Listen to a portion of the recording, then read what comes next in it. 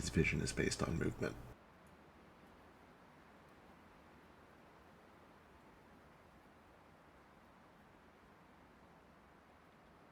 Whose vision? Your vision. True. Is that a real thing? Okay. Why have I not Googled this?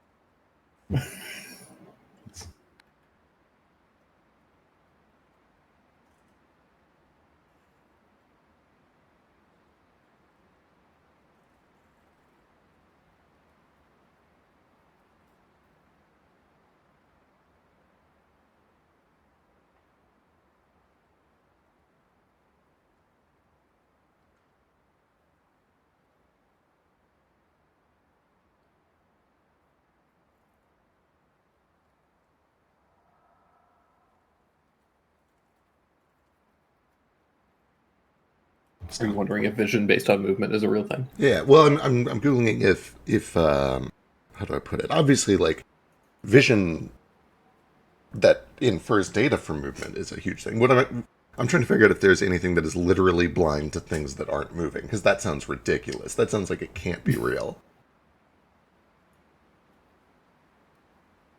You'd have to have like real basic vision. Probably birds. Birds have incredible eyesight. Birds are well known for having incredible eyesight. And guess why they land on you when you don't move? Because they don't see you. Well, if they couldn't see you, they couldn't land on you. Yeah, but don't perceive you as a person. Uh, If you're not moving and everything, if you are movement based specifically, everything's invisible. So well, if you're invisible, they wouldn't be able to land on you. Yeah, but they don't. They don't see you as a person like the way your friends see you. Sure, they still see you though, just not as a. Yeah, like kind of like the homeless. Also, oh, Jesus fucking Christ.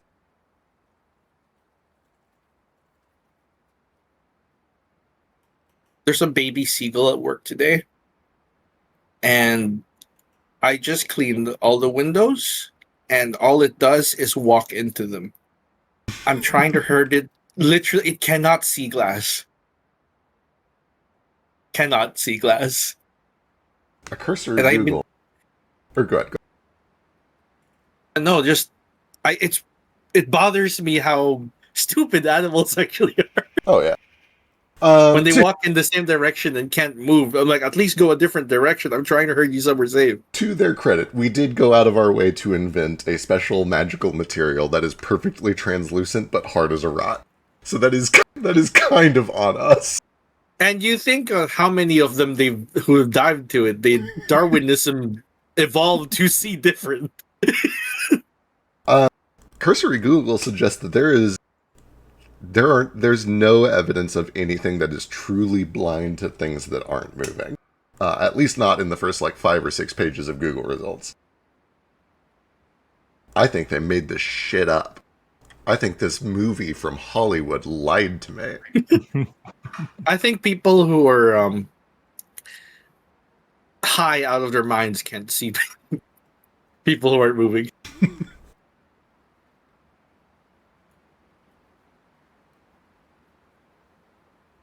I've never met one, though. The strongest drug I've been on is Novocaine. Novocaine's pretty good. Oxy's pretty great. For medicinal purposes only. I'm realizing people do actually abuse that, so maybe I shouldn't say that on stream. But if you're in a lot of pain, it's pretty good. Medicine's neat. Medicine's cool. Medicine's important for you. I had morphine one time. I was very happy despite my hand bleeding. Why'd you masturbate so hard? Oh, I didn't. I chopped it off on a lawnmower. Did you reach underneath? No.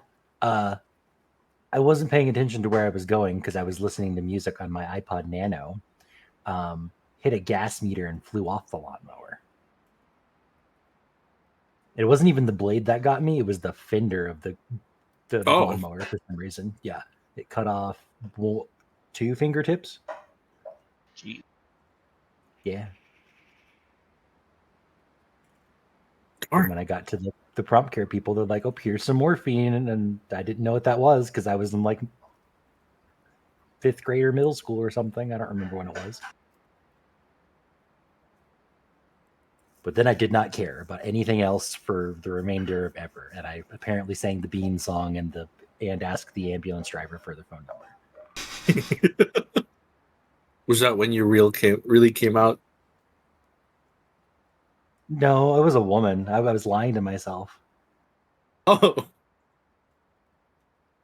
That was your tiny bit of biness.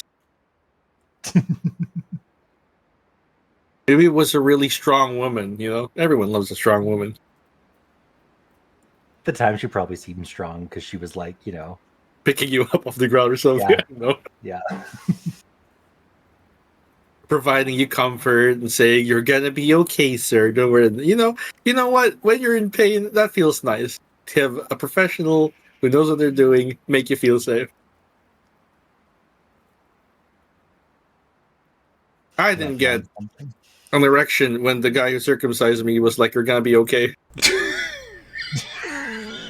Jesus fucking Christ. I think it's better if we don't explain the culture and custom around your around your circumcision. It's that. Yeah, hey guys, it's a scam. It's funnier to interpret everything you just said as if you were an infant. Just,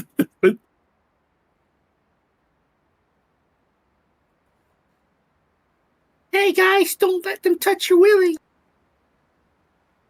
Make it shorter. That's how it works. Are we streaming right now? Yeah, we're streaming. Especially now, scissors don't run with scissors. Hello, friends. So you guys are talking so much. Do you guys want to do the recap? Cave. I could. Secret lair. So last time on Wake of the Fallen Moon, we were resuming our wonderful little trek following a bunch of runic messages from a traitorous sorcerer. And maybe that was foreshadowing that the word traitor was in the name of the dude who gave us the rune signs. Because, oh boy, reuniting with Stein turned out to be kind of ruinous. When everyone found a pit and lowered themselves down into it, Stein destroyed the edge, the lip of the pit, causing a cave-in that trapped everyone in. Oh no, he did it while making eye contact with Sheesh. Betrayed me. Betrayed, awful. His master chef buddy. Now he'll never go to heaven. Meanwhile, back in Camelot, in the dungeon of the castle, we find Stain, trapped, figuring out how to get out.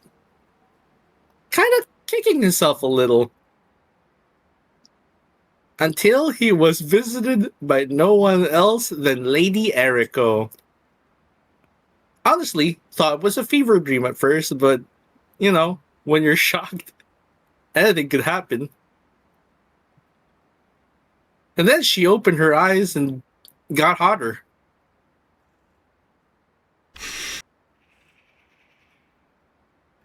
Sure. She had all them. Okay, the context Not is her- she's not her blind and opinion. never. The context is her eyes were always closed because she was blind. Turns out not really. She's not only capable of seeing, but super visible because she has so many pupils. Lyrises. She's supervision powers. I'm assuming she might be able to see more than normal. Kind of like an insect. She revealed herself to be, her name is Evil Eriko. So I'm assuming there's a noticed good that. one somewhere. Her first name has So been was evil it- this whole time. We really missed the sign. Just like She's never- Mr. King lead dragon over there. Right? She introduced herself as E. Eriko. So we thought she thought she had a stammer as well as being blind. No wonder Kohaku turned out that way.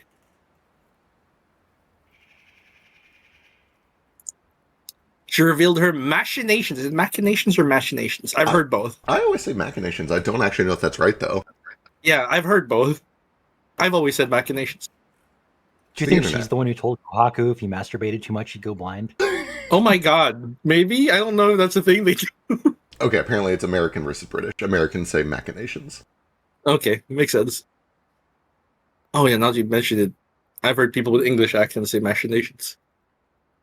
This time, Because, you know. and this is not always true, this time I think the Americans had it right. Mm-hmm. Aluminium is better, but machinations is better. It's all pronounced tin. But yeah, she revealed her machinations. She was the one who worked with Lord Ishida. She was the one who let him in. She was the mole, or bug equivalent of a mole. The worm? That's Centipede. centipede. They bury underground and are unassuming.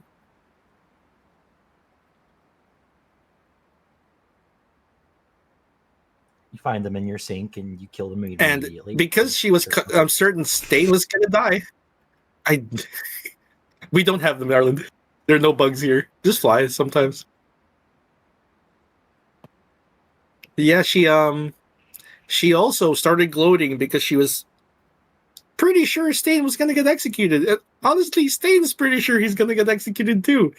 And yeah, when we left off, the team was down there exploring the depths of the pit. While Stain explores the depths of his despair. Poor Kohaku.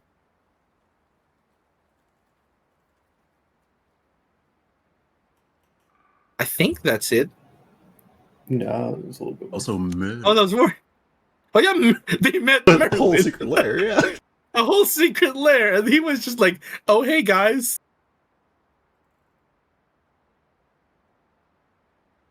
what's hey. up?" It took you a while to get here. Yeah, there was a secret lair. Dragon's Lair found that it had seemed to have just been like fully not abandoned, but had been moved out of. Like everything had been removed. It was just kind of an empty cave with clear remnants of like the structure of a lair, but pretty much everything else had been removed aside from a few arcane traps that were just kind of left over that you guys were able to fairly easily disarm.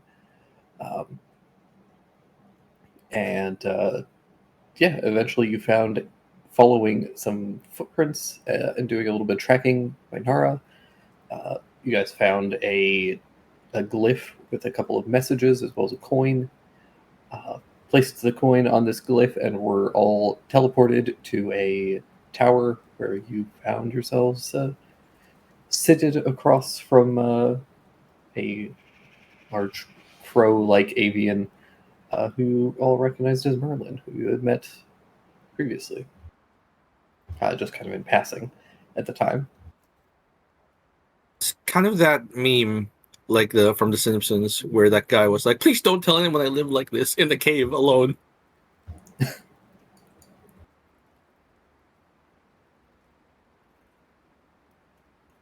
But yeah, that is kind of where we pick up.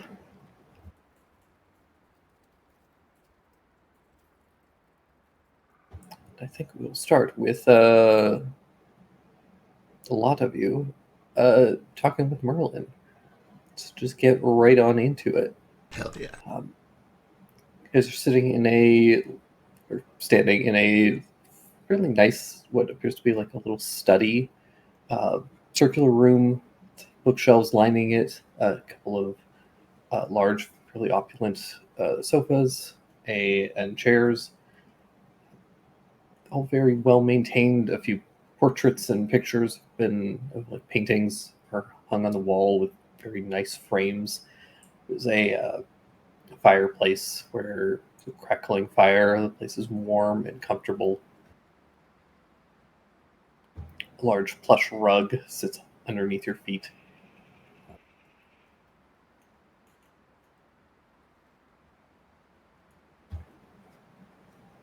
Well, I should fetch you all some tea. Are you thirsty? What do you prefer? Coffee, perhaps? If you have it. Either's fine. Tea would be good. Perhaps a soda. I would kill for a soda. Drade is having withdrawals. Right.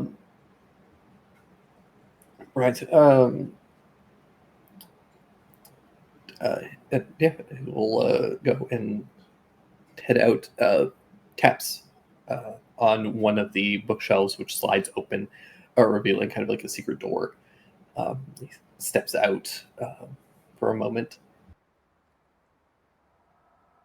Well, now I have to tap all the bookshelves to see if any of the other ones open.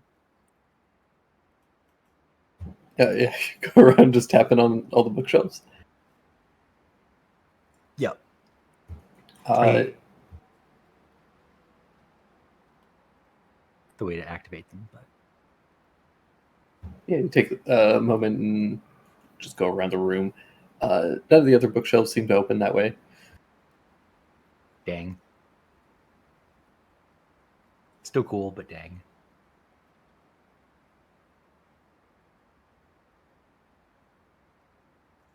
Yeah, if there's anything you guys wish to discuss, in at least some relative privacy, welcome to. Otherwise, Merlin will return. I look over to Nara. Okay.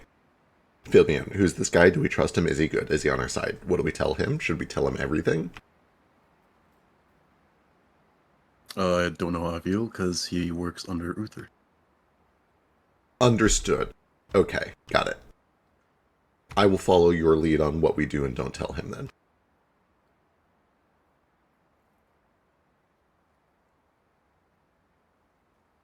I mean, maybe he works under Uther because it's convenient. / he gets, secret rooms with bookshelves and couches. He might not be loyal, is what I'm saying. But I guess it's better safe than risking that. I mean, there's always a chance. But when it comes to Uther, you have no idea how underhanded he can get.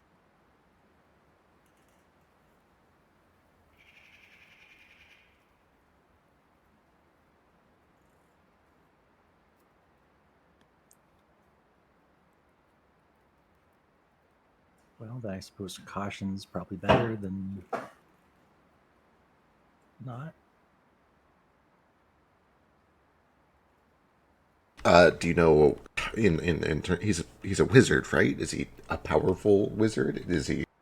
Are we in danger?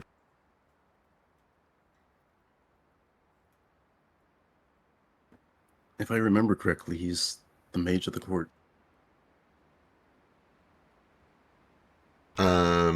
Okay. Like And- the royal court. Yeah. Okay. Like a court mage could just mean that he sends messages back and forth all day, but royal court mage, he's probably dangerous too.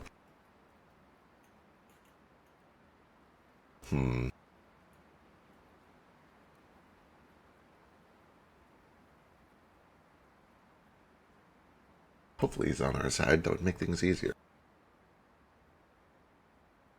Yep. We'll just have to see. It seemed like he was expecting us, so apparently he might have something to say. Yeah, that's kind of what concerns me. We need to find Stain. We sure do. We shouldn't stay here for too long. He was Oh, I can't remember if Jupiter saw that he was there for that.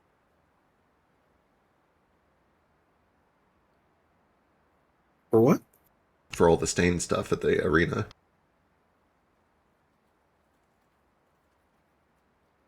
Which one specific? His fight? Yeah, everyone watched him.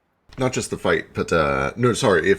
I'm trying to remember if Jupiter knows that Merlin was there when Stain was having the conversation with Talon and having all the spirits ripped out of him. Yes. Okay, got it. You guys saw Merlin there. Perfect. He might know what's going on with them. He certainly has been aware of Stain's goings on for the past 24 hours.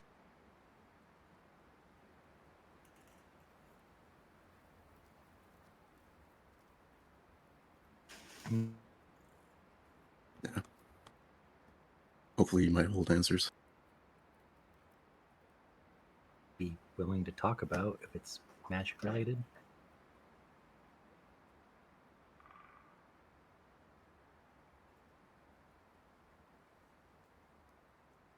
After a few more moments, Merlin comes in with a silver tray. There's a few teacups and a little teapot that's steeping, and a little like sugar bowl and a little like pitcher of cream. He sets it down on the table. Please help yourselves. I suppose you all, how to save us some time, how caught up are you on your history? Jupiter takes his cup, doesn't take a drink yet, says, I have traveled a lot, but I have mostly learned commercial things that are useful for travel and enterprise. I don't know very much. Some of them are local. And he looks to the others. I grew up in a river, and then I spent 12 years as a slave in a vampire's castle, and I never went outside. All right. Who are you? I'm relatively well read, but a lot of the history books here seem to be modified in some way.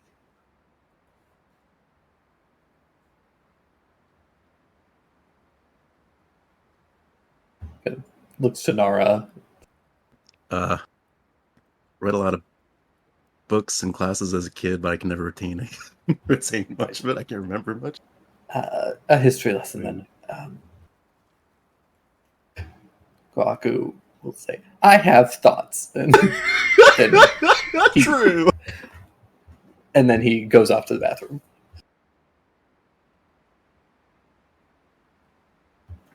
All right. You are all aware of the Sundering and the 100 Years' War, at the very least, correct? Yes. Start there. Yeah.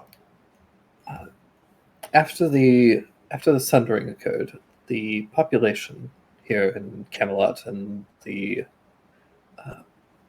and beyond were devastated. The population was in shambles. The surviving pockets of humanity were struggling. There were outbreaks of demons which increased miasma. The air became toxic. People were dying even far beyond what had occurred during the war itself. People were divided and had no one to look to for leadership. Many of the largest ruling populaces and the royal families and governing bodies had been killed as a result of the Sundering, and people needed structure, something to unite them, to rebuild. The isolation was killing everyone, and the fear that people were experiencing and the apprehension towards one another as a result only served to exacerbate the issues that we were facing. I, at the time, had quite a bit of magic at my disposal. Had sorcerer blood, but I had little experience as a leader and needed someone who could unite the people under by force, if necessary. Someone that the people would not fight against. Someone who could command obedience to pull factions that otherwise would have remained at war for decades, for generations, and unite them under one banner if anyone was to survive here.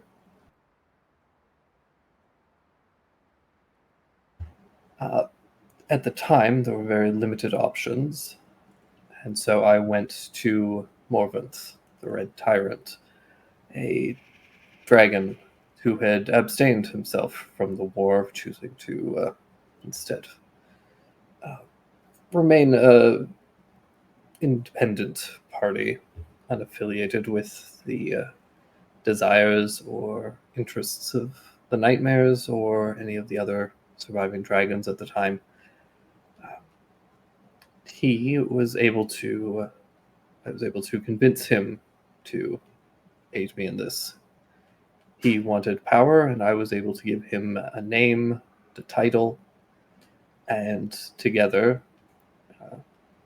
we were able to unite the shattered remnants and form Camelot, and he took on the name Uther Pendragon. Since then, I have used my magic to keep both of us alive for far longer than I probably should have. However, recently, over the last century or so, he has been increasingly paranoid in various ways. Not without good reason, I suppose. But it has meant that he's sought other counsel, and that has become problematic for me. It's been more difficult to temper some of his impulses. For a while, he became somewhat obsessed with the idea of progeny and a lineage. I had done my best to prevent such a thing, but after a while, he sought other means. When he could not conceive, he went to a witch named Nimue, and she gave him what she told him were the secrets of to create a perfect heir, essentially. He did so, and the results were Arthur, which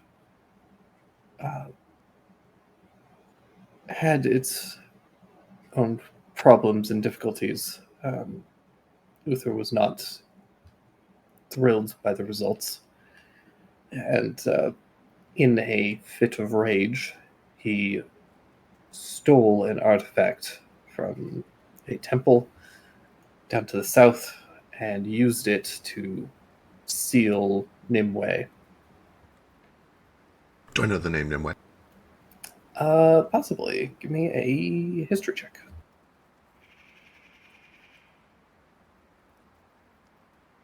12. It doesn't sound familiar to you. God, it sounds bereaving at least. Though. Maybe a little bit. Okay.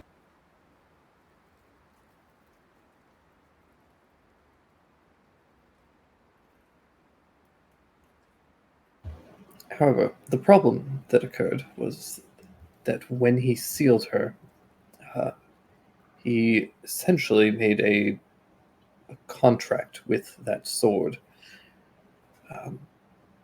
And now, as a result, until that sword is rent free of its prison, releasing Nimue, he is effectively, at least in some capacity, immortal. For you can understand why this is a problem when his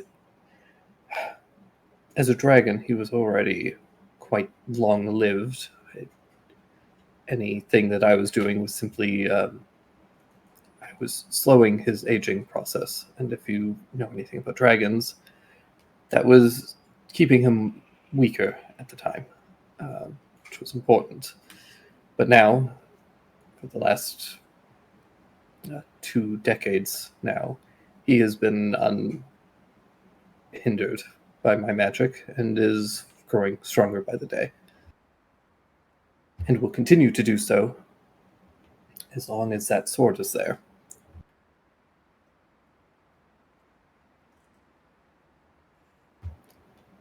If all of you are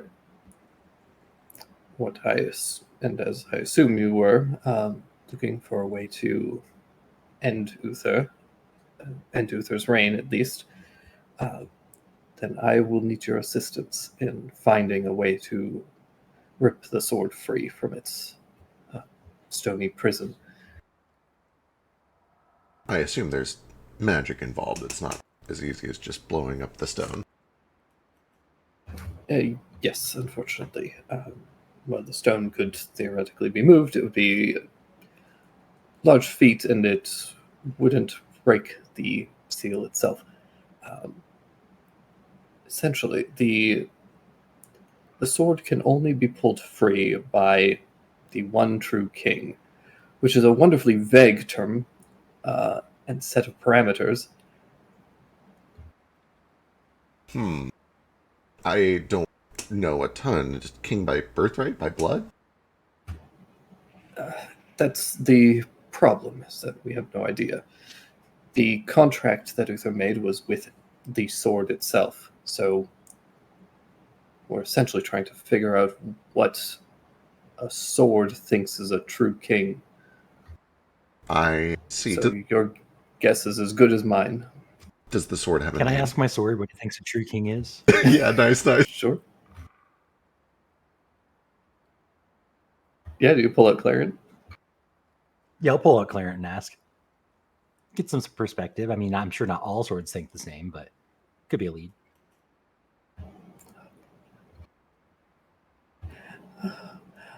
Oh god, there's another person here.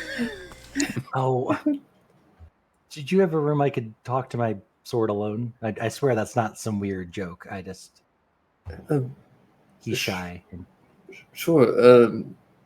He kind of waves a hand and the door opens. Is the hallway far enough, or do you need more privacy? I think the hallway should be good. All right. God, that really does sound like a Shakespearean like euphemism for using the bathroom. It's like, good sir, do you have a place I could speak to my sword in private? Yeah, sure does. It's like, oh yes, bathroom's just down the hallway, sir. And then everybody laughed. Yep, I like that. While he's walking off to go speak to his sword, I do ask, does the sword have a name? Excalibur. Got it. Okay.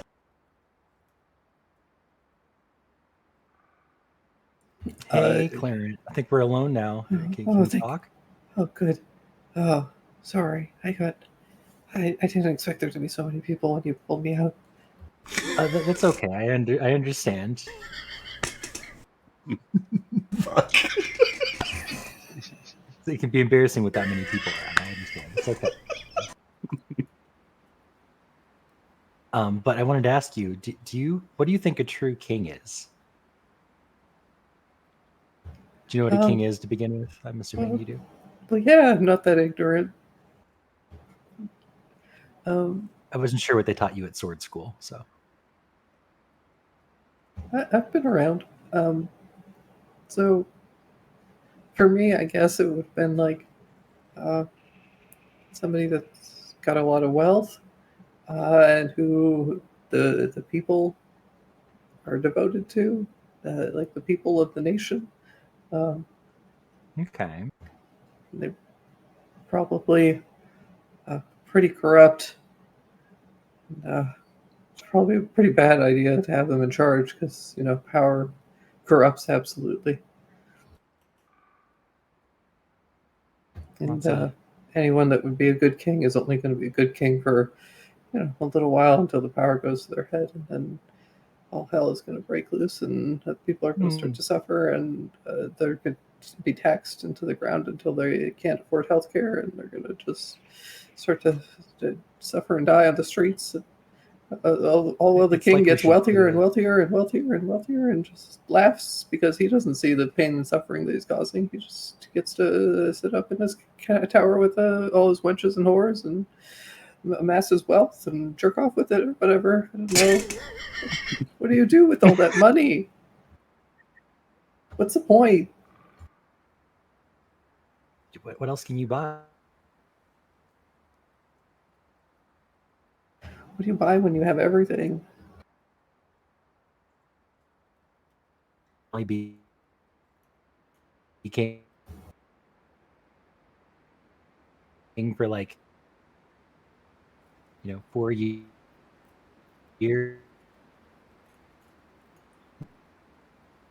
Might not. Oh, your internet's going into that. Sorry, you're really cutting out. Yeah. But I think I got you. I don't know, was that helpful?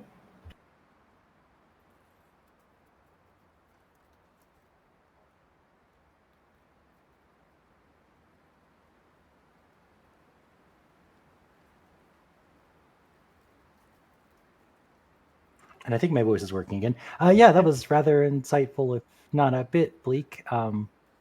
Should really like instate a term limit or something. Maybe it would help. But cool, thanks. That's a good start, I guess.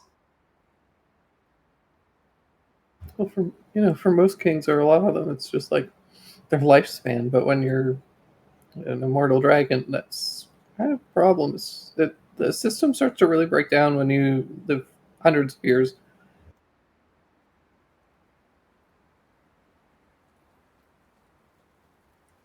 Makes sense. I think I'm still coming through, maybe. Mhm. Okay, cool. Neat. All right, I'll put you away now. So I'll go back in the other room. Are you good? Need anything? Yeah. Need a glass of water? Yeah, some water would be great. I feel really hot. Does it feel hot temperature wise? No. Okay. All right, I'll find you some water. Then we'll figure that out. Merlin, do you have a really big glass of water I could put a sword in, or a tub or something? I have there's we have a tea kettle if you want to just like pour hot water on him. Oh, he's already hot. He said he wants to not be hot. I'll wait for the tea to cool off, then we can. Yeah, it'll be fine.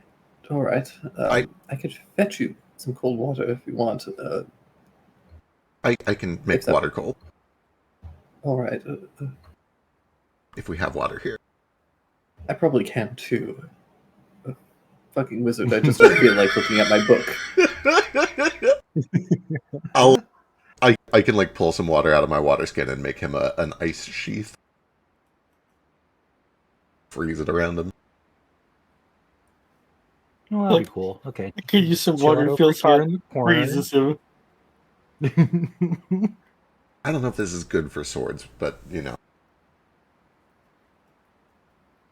Probably not, but he asked for it, so he asked to be for water. Well, actually, I asked him if he wanted water. And I say very loudly, I just want him to be comfortable and feel good. So whatever that takes.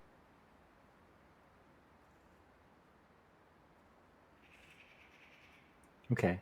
We'll put him in the ice sheath, and I'll just go set him in the hallway and then come back.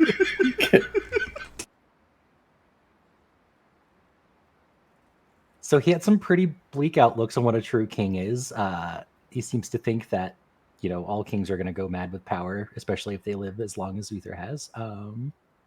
Reasonable. But also, they have a lot of money and the support of the people. So that's part of a big definition we could probably go with. Okay. We have a lot of money, so if we can get the support of the people, maybe we can cheat. But I always assumed it was just bloodline. he didn't say anything about that. It's a start. Yes, I suppose swords don't really have blood. Right. So they may not have any interest in lineage. They could, though, in theory.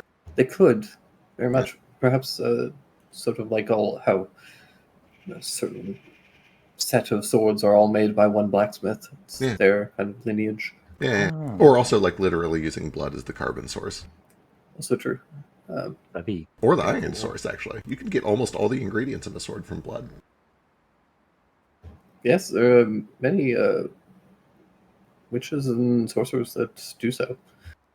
Gross. You'd need so much blood. Yes, it's quite awful. Kohaku vomits in the bathroom. Oh, also he said something about winches and hose, so we might have to get those too.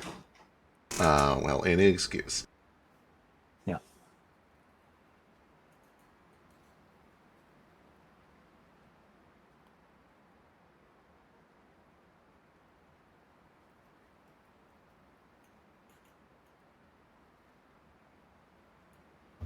Anyways, so that is part of the history between us. During the Hundred Years' War, or shortly after, the 100 years or so after, when the kingdom was being established and when the people were recovering, the other aspect of it was I had started the Order of the Golden Rose. As many people turn to religion as a means of coping in times of great stress and turmoil. And so I was able to unite some of the people under my own banner, which I encouraged the people to unite under Uther, as I had little interest or qualifications to lead.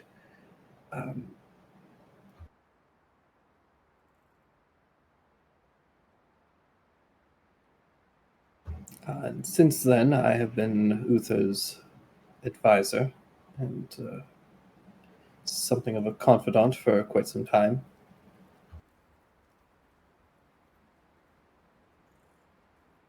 He still trusts you? I take it? I don't think he's ever really trusted me, but as much as he is capable, yes. Okay, got it. We had our relationship was one of mutual benefit, and I think he is quickly finding that that is no longer necessary, as am I. Your usefulness is running out.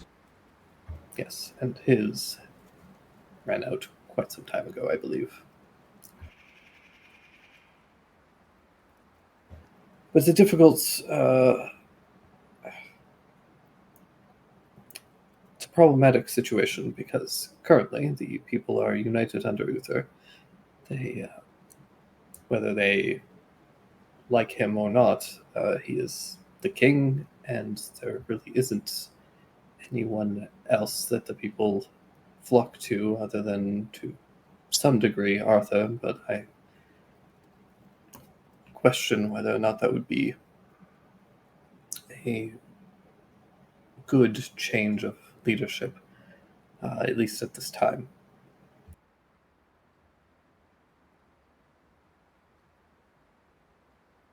I kind of look back and forth to Nara and to Merlin.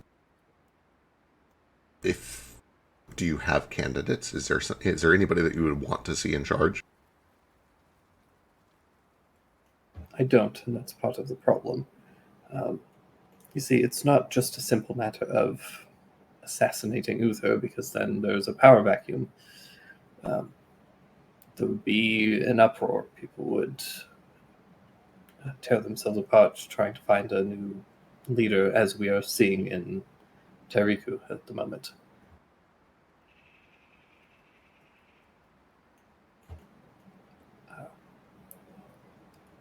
There has been I have done my best to sow a rumor amongst the people, and many see it as true, and I believe would follow it, though not all would, that the one true king of Camelot will pull Excalibur from the sword. So if we can find a candidate who would be capable of that, it would at least unite some of the people around them. And my hope is that the others would fall in line. My other hope is that Uther himself would simply step down and go about whatever business you wished elsewhere, but I doubt that will be happening.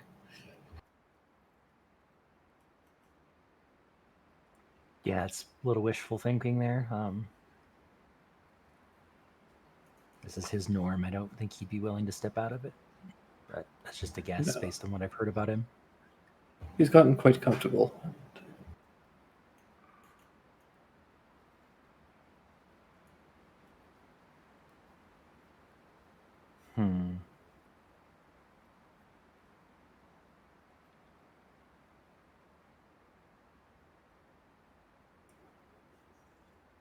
If there aren't any good candidates, I suppose we'd have to try to find one.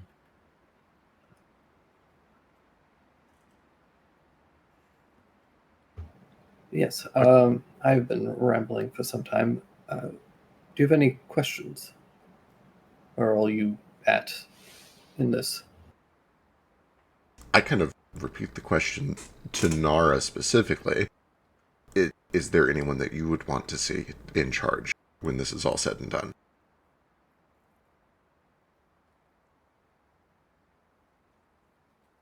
I mean, I can a benevolent later, but I can't really think of anyone in particular I would want to promote to that. But you were talking about bloodlines, maybe pertaining to it. What's Artoria seems to be not on good footing with her father. Is that just teen angst, or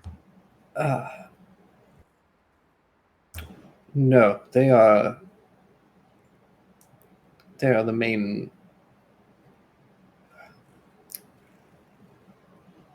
They are Uther's main disappointment with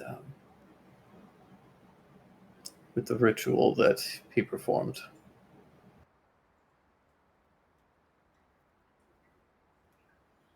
The ritual? Yes, Luther was convinced that he was unable to bear children of his own, and so he sought other means, and Nimue taught him the ability to taught him of a ritual to create create an entity known as a rebus. Arthur is the result, as is Artoria. They are one and the same, two souls in one body. I see, and I take it this is probably not the first rebus that has been made, nor the only one since. To my knowledge, it's the only one that's been done successfully. But records of this are fairly scattered and weren't exactly my they weren't my primary source of interest.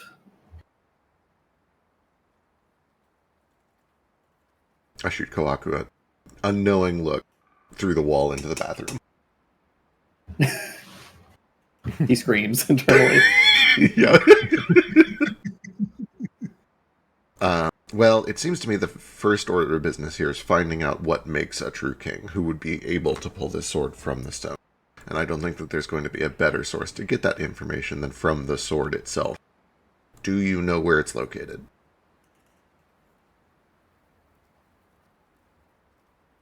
I do. Give me a moment. Checking my map.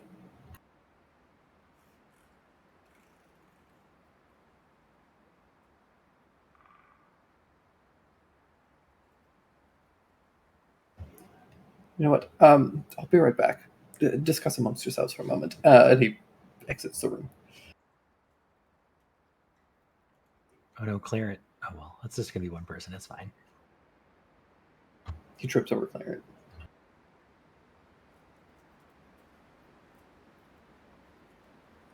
Oh no. I guess we ask the sword what it thinks and cross-reference with the other. So I guess it would know best because it's the one who made the contract. Right. I think he's kind of the authority on it.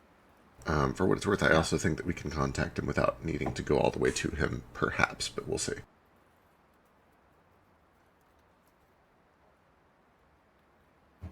Merlin stumbles back in, carrying a large globe, which he sets down. He spins it. We are here in next to the Pendragon Mountains. If you head directly south, just follow the main road, we'll curve around Lake Lefay. That is where the sword is being kept at the center. Nimue is trapped within the lake. She is not a fan of people entering, so you may have to discuss with her if you're seeking passage to go and either commune with the sword. How far? South around the bend? Not very far. Just the lake itself is quite large. Let me actually pull you over to the actual map.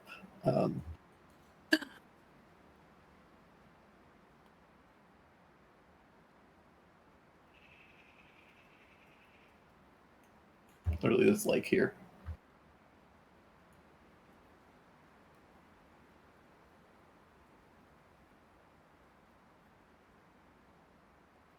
You guys are up here in Camlin, so it, like literally like a couple of miles to get to the edge of it, and shit. then like the lake itself is huge, though. Right. Okay, so we can do that right after this. Got it. Okay. You have like insider information on like the inner workings of the kingdom? Like, does he have that area warded or like under observation? Since it's holding something so important to him.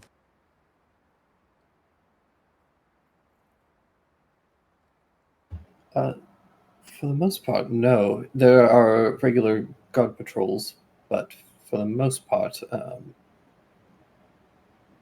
he seems fairly confident in the wards that the sword itself has put on Nimue and the lake. People are still able to enter and approach all they wish.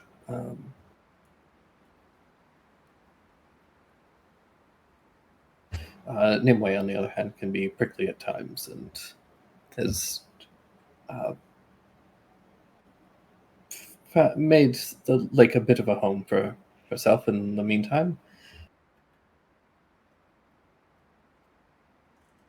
Do you know anything of her capabilities while she's trapped in there? Her abilities are fairly limited at the moment. She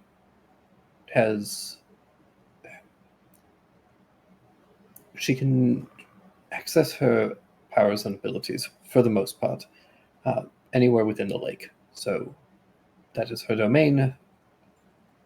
She is more or less capable of casting her magic and communicating and appearing and all that within the lake. It's just that she can't move beyond it.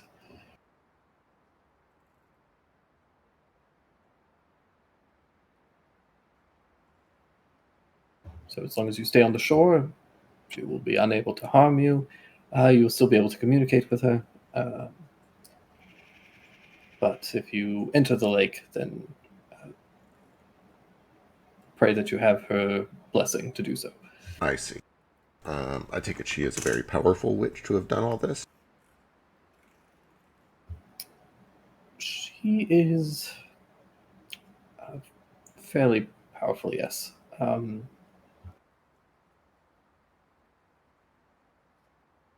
you know anything of her hat? I'm assuming she has one. Oh, Like, she's a witch. She has to have. Apologies, not that kind of witch. Just like a. Oh, okay. She is a powerful entity who has taken on mortal form for her own amusement. Interesting. Okay.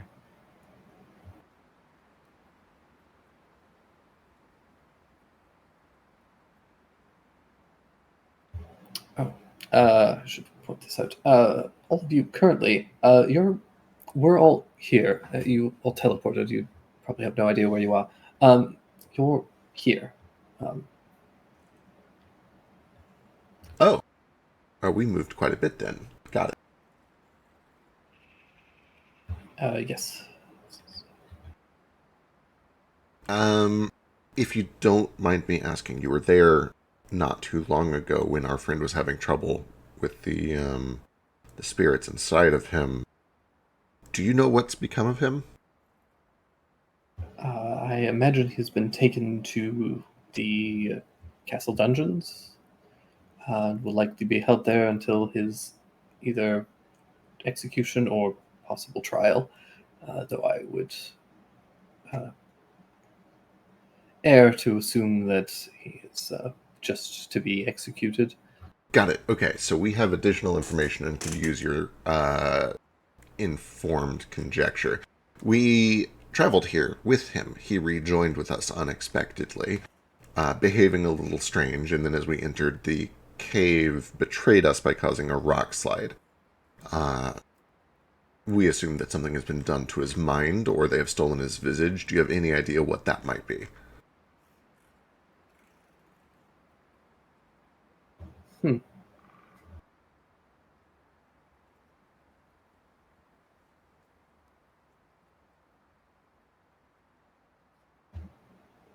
That I am unaware of. There are a handful of people in amongst our court mages and such that can do simple illusory disguises. Uther can shapeshift into his humanoid visage, but he can't alter his appearance beyond that, and I don't see what he could gain by taking on the appearance of your companion.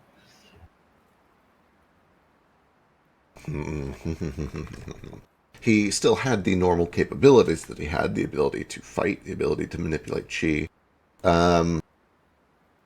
We suspect it was mental rather than illusory. Interesting. If you don't know, that's totally fine. I just didn't know if you had run into anything like this before. I have some capabilities to manipulate someone, but the effects are fairly short term.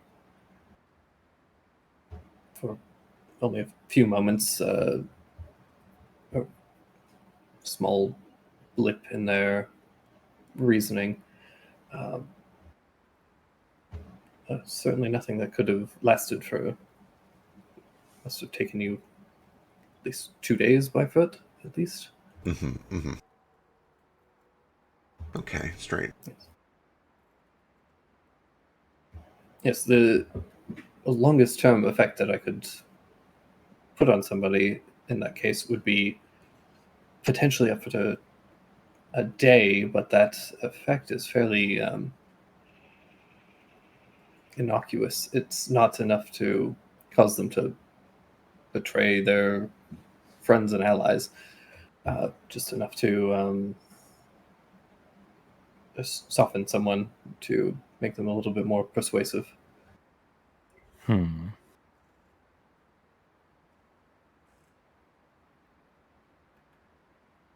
Well, I suppose we'll get to the bottom of that. Or good. I'm just thinking about what kind of magic could copy someone like that entirely. Like, if it couldn't be him that they've manipulated, that means it would be another version of him, which isn't that far-fetched considering we've already seen 2 versions of him plus the other kobolds. Right, I can't help but wonder if this cathedral is just another sliver of his real self that they brought out or something, but it's so hard to say. There's so much going on there. Yeah, but like you said, I suppose we'll find out later.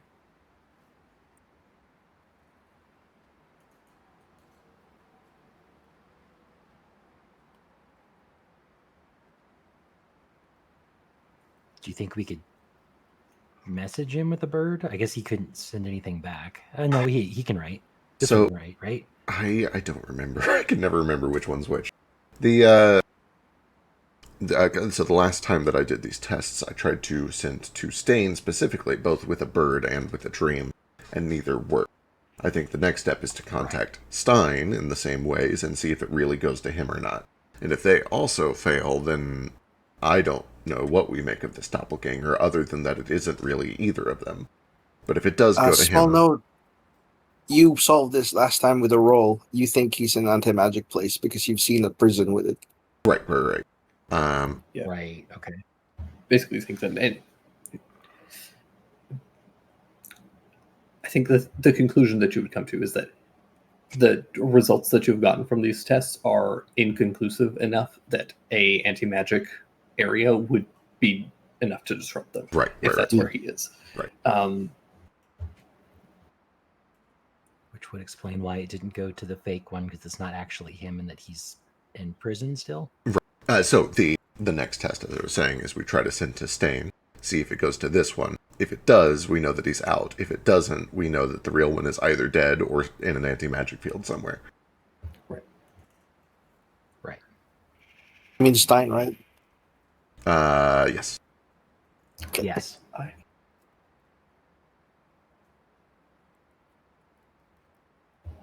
Well, I will be returning to Camlan shortly.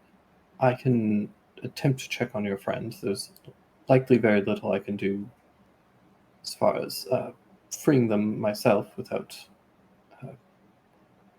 raising alarms. But I can at least confirm that they are there. That would be incredible. How quickly do you plan on...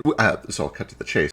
If the lake is only a few hours' walk, I don't think we intend to go to the center of it and find the sword right away, but we would at least benefit from speaking to the witch and see what her thoughts on all this are, what she wants, whether she would allow us access to the sword.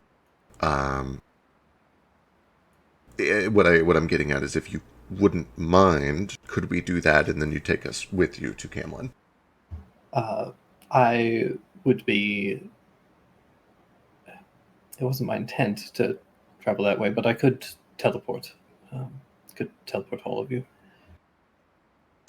If you don't mind, I understand that is a massive undertaking. Of course, I don't mind. If our friend is still in Camlan proper, we would like to get back quickly. Speaking on that, I have a question because I'm not really good on too much on magic, but how does it work when we make the seal to be able to teleport places? Would Merlin be able to make one for us inside the castle?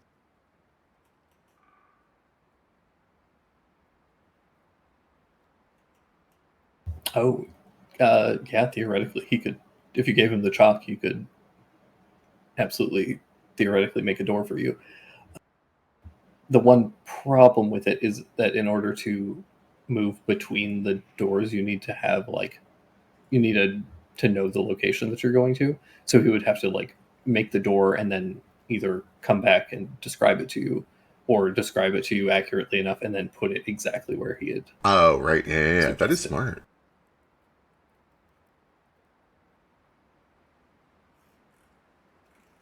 Just trying to think of ways to be able to infiltrate the castle. Yeah, that's very clever.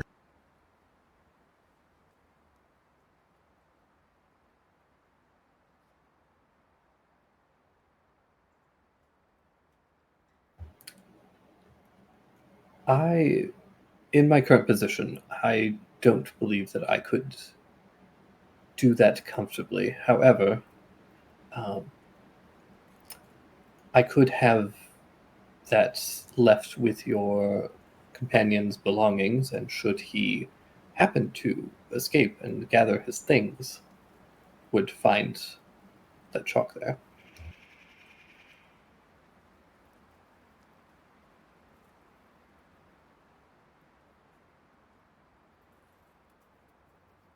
Certainly better than not having an option. Why don't we visit the lake, see what's going on, and then teleport back, and then we can give you the chalk and get things set up for that. So you guys would teleport first because you guys are currently over at Pilgrim Pass. Oh, And the lake is over by Camland. got it. Okay, got it. Perfect, yeah. Even better. Okay, cool. We're not wasting a ton of time before going to see what's up. Perfect. Alrighty. Was that Ali who left and came back? Yeah, my net died, and then I'm back. I made a little helpful mnemonic.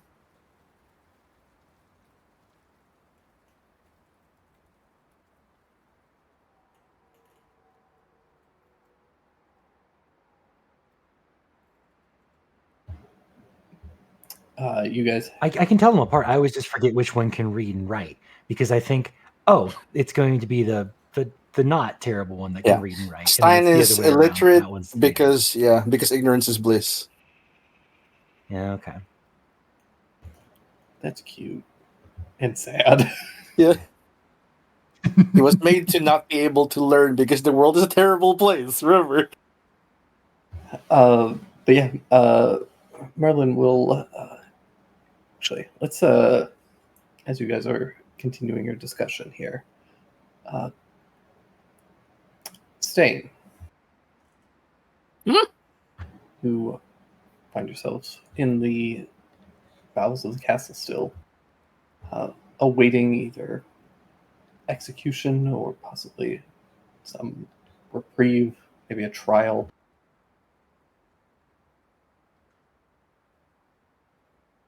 I don't. Well, Eriko was here, and that freaks me out a little. She's also so. She's so sure that I'm going to die that I'm kind of very sure that I'm going to die. Or she's going to do something to make me die. So I'm kind of pacing in this little cell, and I decide, fuck it. I'm gonna break myself out. Hell yeah. Okay. I have no access to my key abilities except what's natural to me, and my hands are bound. Does it feel like these cuffs are what's keeping my key bound? It does. Okay, cool. I'm gonna try and kind of lift my foot up and step on the chain and just kind of wrench it down, trying to tug. And I think that's it's too firm for it. So he grunts, kind of grabs a corner of this bed. It's wood, right?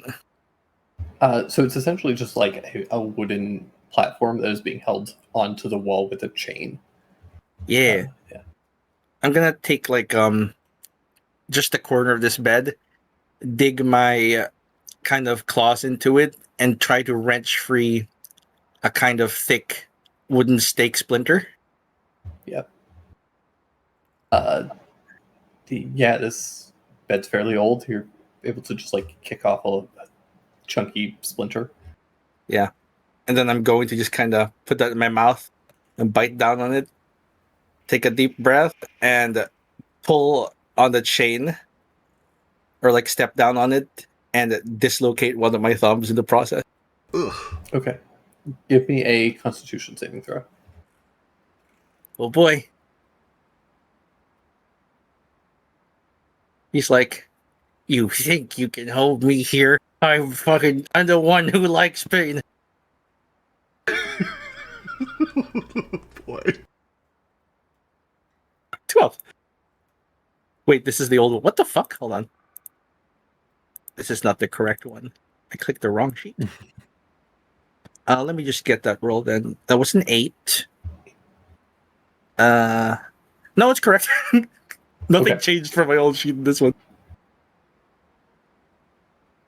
Yeah, the metal starts to dig and tear into your scales and into your flesh, and you hit a point where the pain is just too much. Even as you kind of enjoy it, it's just your body physically resists doing it any further. The way that like you can't bite through your own thumb because He your doesn't body want to. refuses to, even though Yeah, you physically could. yeah. He's like, "Oh, you bitch! You bitch!" He's gonna kind of look at his hands, grunt. He doesn't want to like remove a limb. He knows like he can fix a dislocated dislocated bone.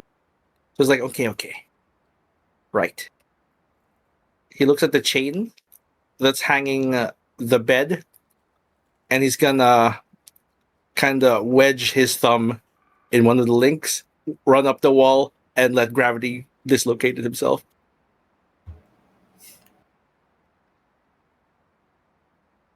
Give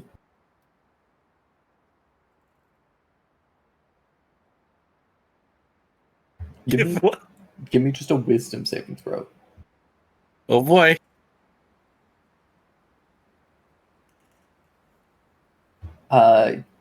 Yeah, there is a popping and a bit of a crack as you break your thumb. Give me a con save. Oh boy.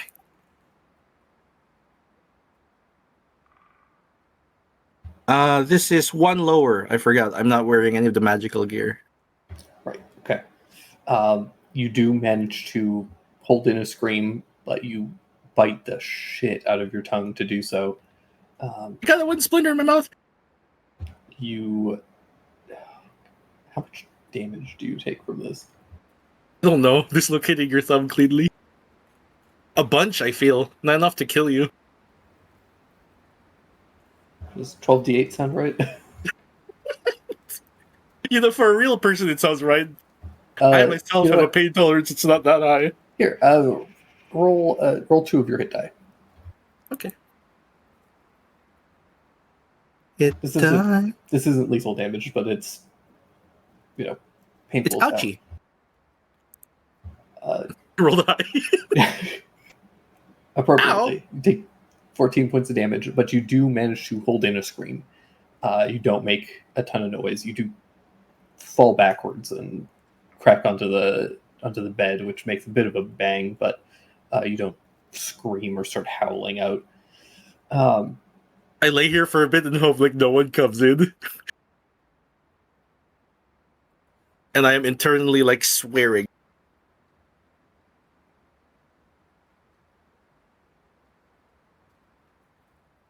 And after a bit of bracing, pushing the thumb against my palm and squeezing my 3 fingers together, I try and twist my hand out of the manacles.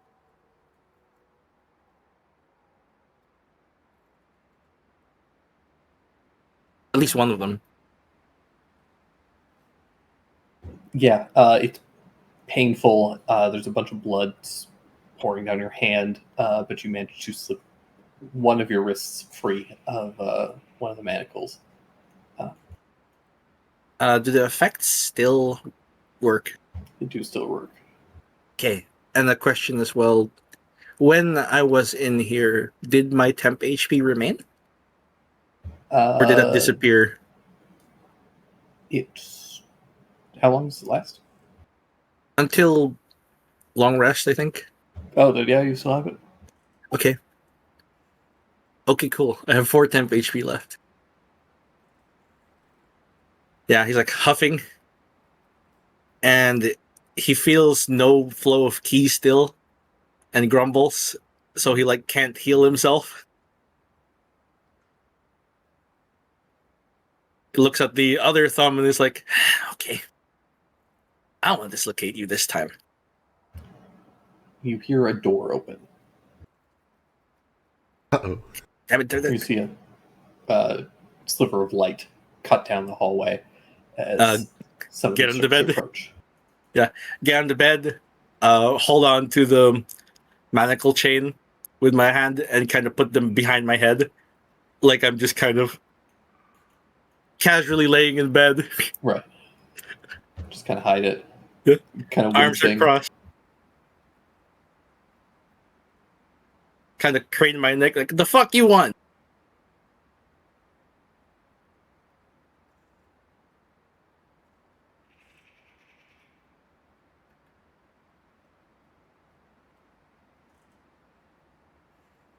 Where is?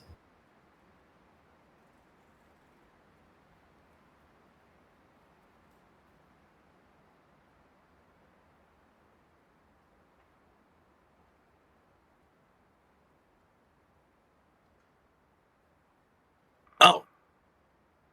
Oh my gosh, she's so small. Or maybe my token's just big. No, this room Okay.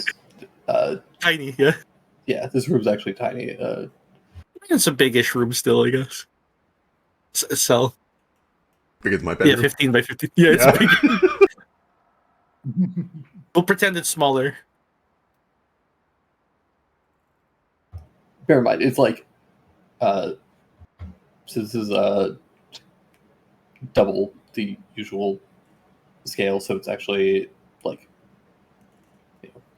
13 feet long by about 20. Okay. But it is a bed, your bathroom, everything. Like Yeah. Yeah. There's a bucket underneath the bed. yeah, there's just like a bucket. There's I'm not touching that.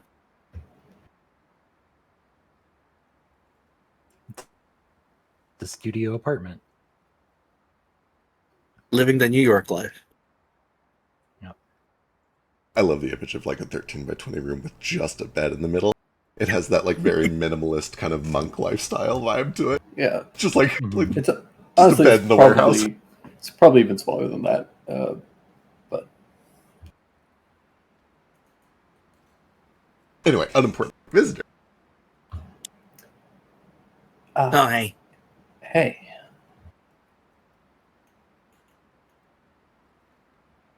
Sup?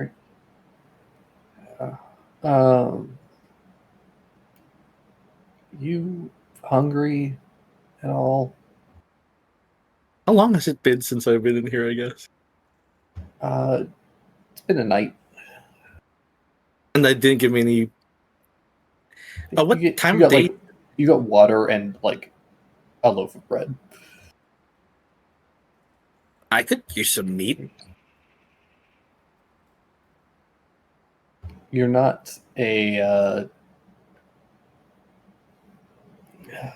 You're not totally sure what time of day it is. Okay, makes No. sense. It's been at least a few hours. You've probably slept a little bit. You were out cold for a while. You're not Lump in entirely the back of my head. Yeah.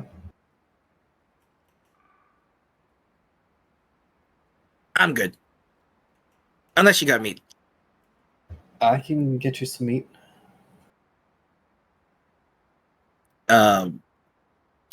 What do you want? No offense.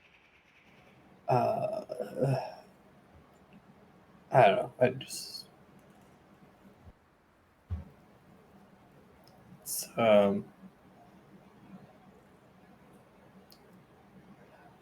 I get the problems that people have with how this country is ruled. I guess I don't blame you for doing what you did, what you're doing. I don't think that you should be executed for it. Am I gonna be executed for it? Probably. All right. But you don't want that. Not really. I'm gonna kind of sit up. I'm gonna keep my hands kind of behind my neck and just kind of walk over. A very casual, fingers laced behind your neck pose. Just kind of walk up to her here and just gaze up at her. Like, I want to figure her out. I don't think we've been introduced. That's rude. I'm Stain. Just Stain. No family. I'm Martoria.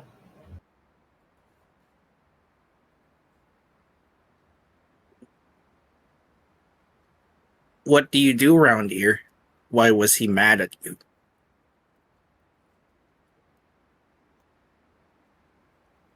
He doesn't like to admit that I'm his daughter. You're his daughter. Yeah. Was I aware he had a daughter? I think this No. was answered before. No, right? No. I know he had a daughter. People have heard about Arthur, though, right? Yeah. Just Arthur. Yeah. I don't know if you've noticed, but this country is kind of ruled by a sexist piece of shit. Fuck the king. How'd he get that way? You see her like suddenly grasp at her head for a moment, Huh? You okay? and just kind of like wince, almost like she just like suddenly got a bit of a migraine or something. Yeah. Sorry. Anyway, I'll get you some meat. If you got, I don't know, a hairpin I could borrow. Probably not. Fair enough. Figured I'd ask. We will head out.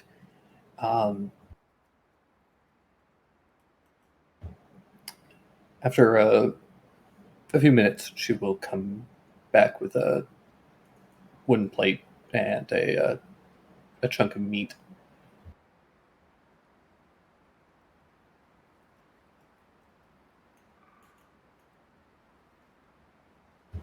Slides it under the bars for you.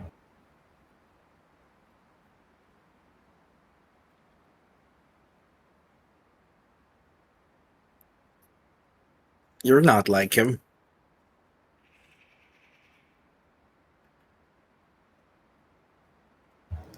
Yeah, I think that's why he's so disappointed.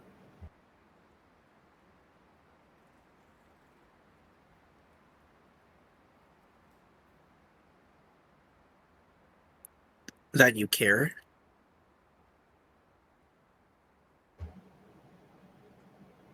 That I'm weak.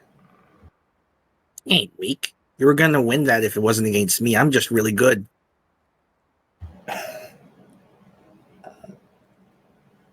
Thanks. Anyways, don't choke on the bone. I'll try not to. And she leaves. I wait for a door to shut, eat the meat, and inspect the bone. Yeah, it's just like a turkey leg. I wonder if I can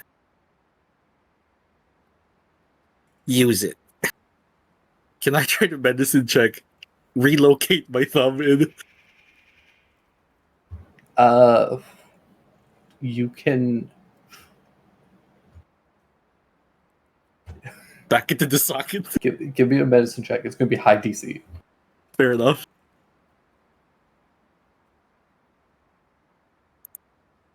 It hurts a lot, but hey, 20. That's not a 21. No, it is 21. Yeah, you managed to pop your thumb back into place. There's a awful popping sound. It's still bleeding pretty badly. But yeah, you have a little bit of the mobility back, but it hurts to move. Yeah. You're going to have a hard time for a little while.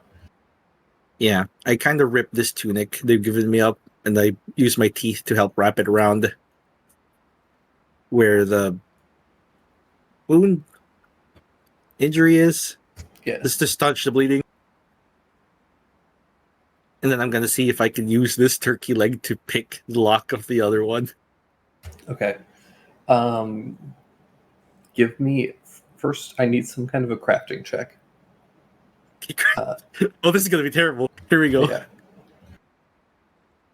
Yeah, Would you accept thieves' tools? I will accept these tools in this moment. Because you are attempting to make thieves' tools out of a turkey leg. Yeah.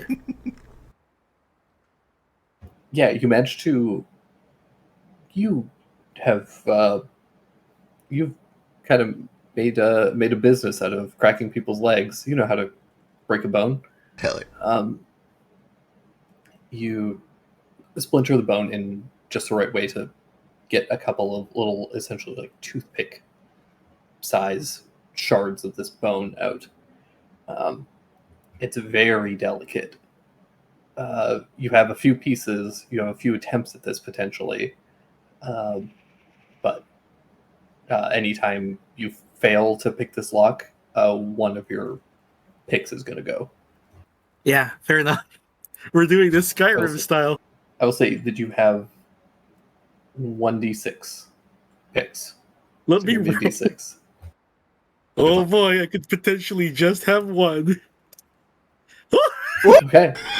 Oh, nice. It was a big turkey leg. Or turkey.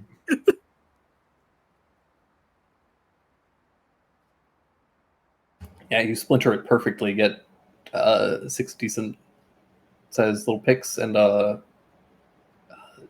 able to kind of use one of your claws as a hook to turn the lock itself. Okay.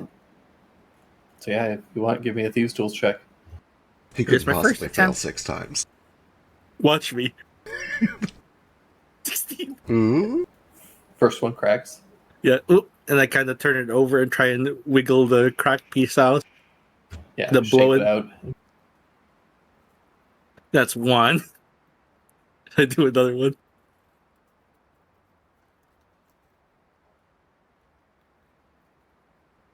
Yeah. At 24. 24. This one also cracks. Oh god. It's so difficult. He's like getting the hang of it. It's like, okay. Eh. Tension kind of breaks it real easy. Is there like a candle in here? No, there are a couple sconces in the hallway that are kind of lighting your room, but They're not nothing in nearby, your right? room. Yeah, nothing in your room. Right. I'll try and spit on it. That usually works when they're using my dick. God. Jesus Christ. With your thumb this way, you have been rolling these at disadvantage. 27 is enough. God damn. You pop the lock. Spitting always works. I rub my wrist, and with my kind of hurt thumb, I spend 2 ki and heal myself. Kind of said it right. Okay.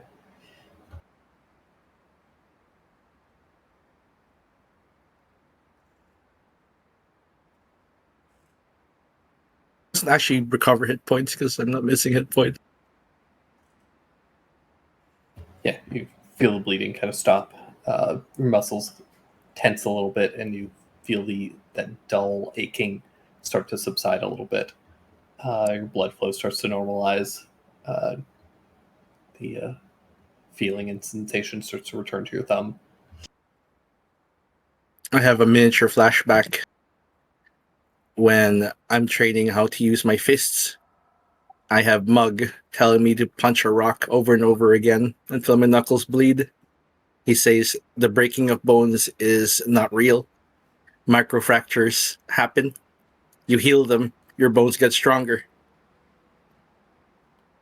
And stronger. And I am used to this kind of pain. Well, I have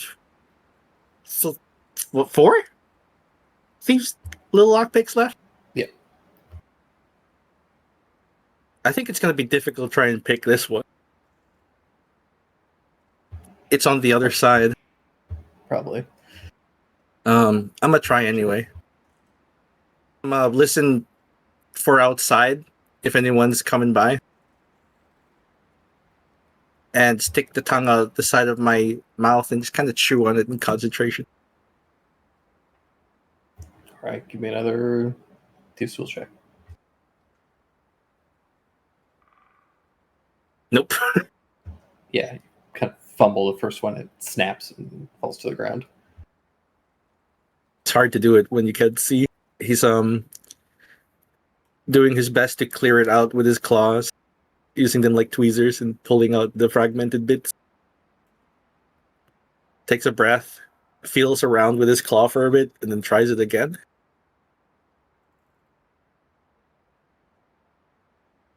Same rules. 27, Jesus 31. fucking Christ. With the fourth lockpick, you're able to get this door open. He spat on it again, probably. So he has like 2 lockpicks left, right? Or is it 3? I can't remember. You have 3 because that one. Okay. Oh yeah, this is didn't the break, so yeah. yeah. This is the 4th. Okay. He wiggles out here. He doesn't slam the door shut. Right. As you step out, it's not on this map because I Mhm. didn't expect you to do this. At the far end of the hallway, there are essentially several cells all lined up in a row down this hallway. To our map right, Mhm. there is it goes about 30 feet and then goes up a set of stairs up towards the castle. There's a currently closed large wooden door with metal reinforcements. To the other side of the hallway, map left, there are about 5 rows of cells, and at the far end, there's a statue which creaks to life, a large eye opening up, and you hear a metallic robotic voice that I hope that Sheesh can do for me say intruder. Intruder. And I need you to make a dexterity saving throw. Please shit. roll a dexterity saving throw. Good luck. This is -1. Oh, no. I don't have my ring of like protection. Right, but you do have evasion, right? Dude. A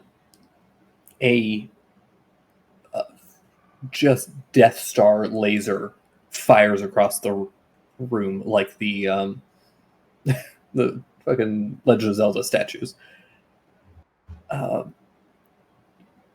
Fires singeing across the floor, and you manage to duck out of the way just in time, and I assume bolt for the door. Yeah. Straight for the door. I have my manacles still with me. I'm like, hey, they block key. They could be useful later. Wait, Yeah. no, come back. I just want to talk. Yeah, the BMOs. You reach the top of the stairs. You got monk speed. What do you do? What's it look like when I head out the door? The door's closed currently. Oh, is it open? I try it at least. Try it, and it seems to be locked from the other side. Ugh. Is there a keyhole or bars? There does appear to be a keyhole on this side. Can I see through the keyhole? Give me a perception check. Okay.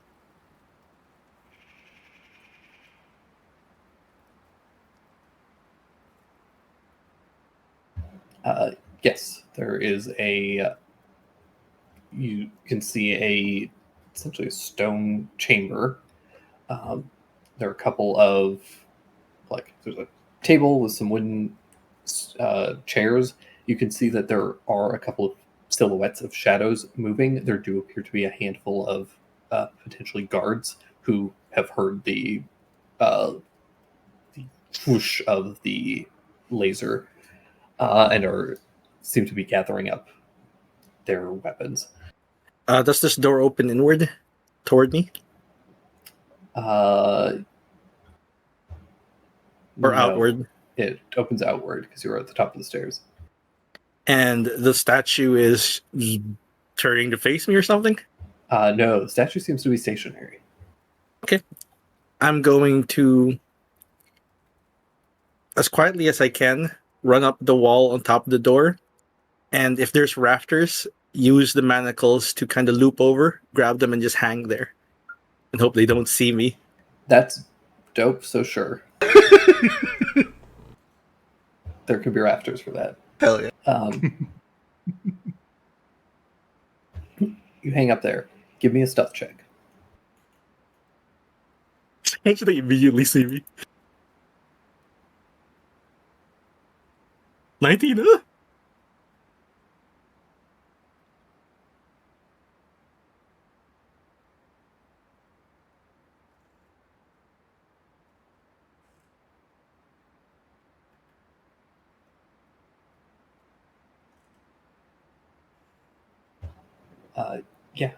Shortly after you cling up there, a couple of guards do push open the door. You hear fumble with keys for a moment, and then pull the door open, and come running down. They kind of take a look. While they're in there, can I drop down, shut the door behind them, and lock it?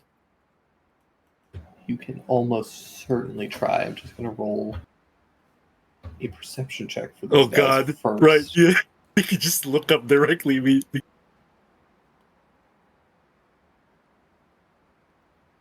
They don't have great perception. They're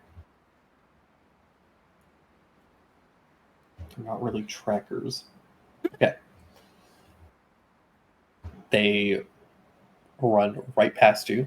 One of them lifts up a little, like, what appears to be like a stone, and taps it, almost like a key fob for a car.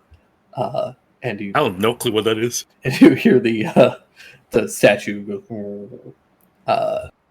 They start looking around. Right. You, silent as a mouse, drop down, slip out the door, slam the door behind. You don't have a key to lock it, but there is there's like a bar that you're able to slam down to close the door. Sweet. I need to look for my stuff. You close it, turn around, and you see two more knights there. Oh, hi, fellas. And I need you to roll initiative. Uh-oh. Oh, buddies. You can do it. I just won the tournament. You want this now? Oh yeah, these guys are probably going to get it, but they're going to at least try to stop you.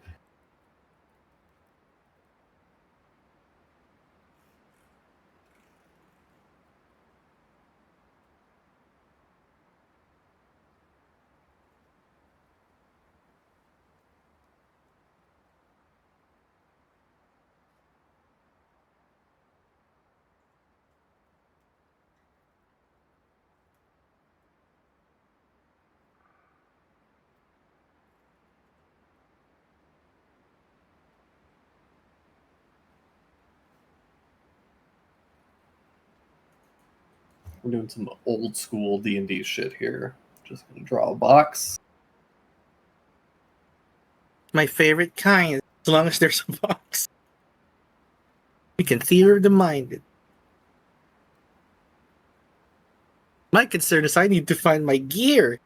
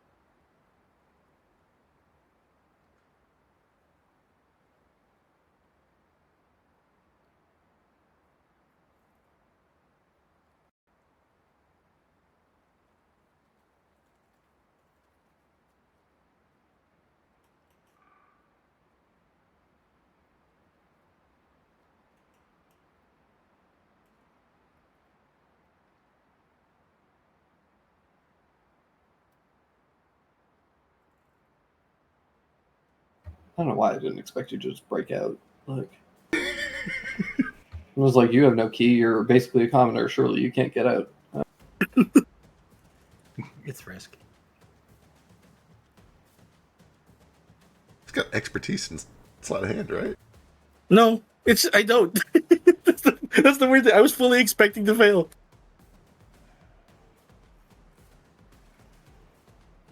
It's just the character doesn't want to die. Fair. Pretty reasonable. And he's like, my friend certainly contacted Red William. Yeah, for sure.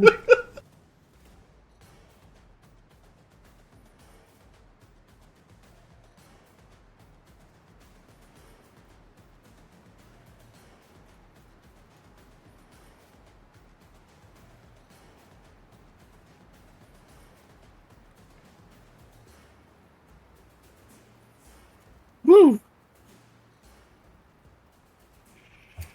They have weapons drawn and they come around the door. You are first to act with your monk speed. What do you do? Yeah, turn around. Hey, fellas! See them come at me, immediately rush forward, and attempt to non-lethally take them down. There's people doing their jobs. I don't want to add to my sentence. I have to use different... Because I don't have slumber on me, right? So these do not... Right. Yeah. Let me just remove some extra damage. And remove my magic +2 to it.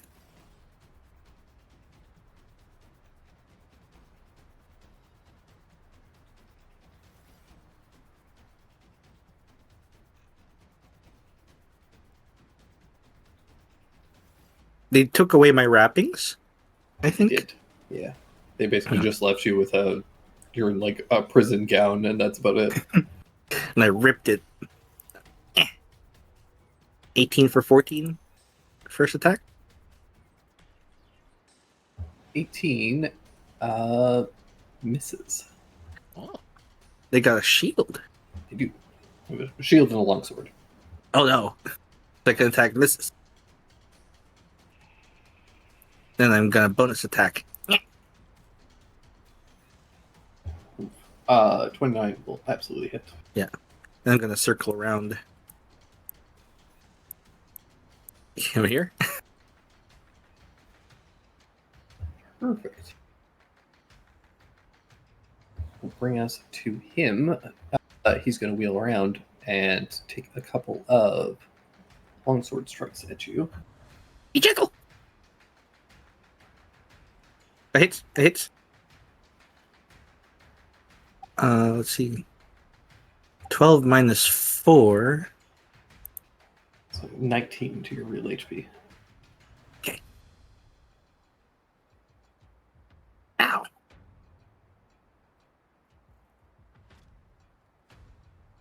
That brings this guy to run over here. He is going to attempt to trip you. Oh no. That's versus my acrobatics, I think. Yep, acrobatics or athletics, DC 21. Oh god, you rolled really well. Okay, I guess- nothing. You managed to stop him. And then he is also going to just take a swing at you with his longsword. Yeah. Do any of them have keys on them? That hits. They're rolling really well. They are, I'm sorry. okay. They don't appear to have keys on them, but you can see on this wall here, there's a rack of keys. And by a rack of keys, I mean there's a rack with like 2 sets of keys. So, and I see this door over here that seem open. It does seem open. Right. I'm gonna hit them both each once.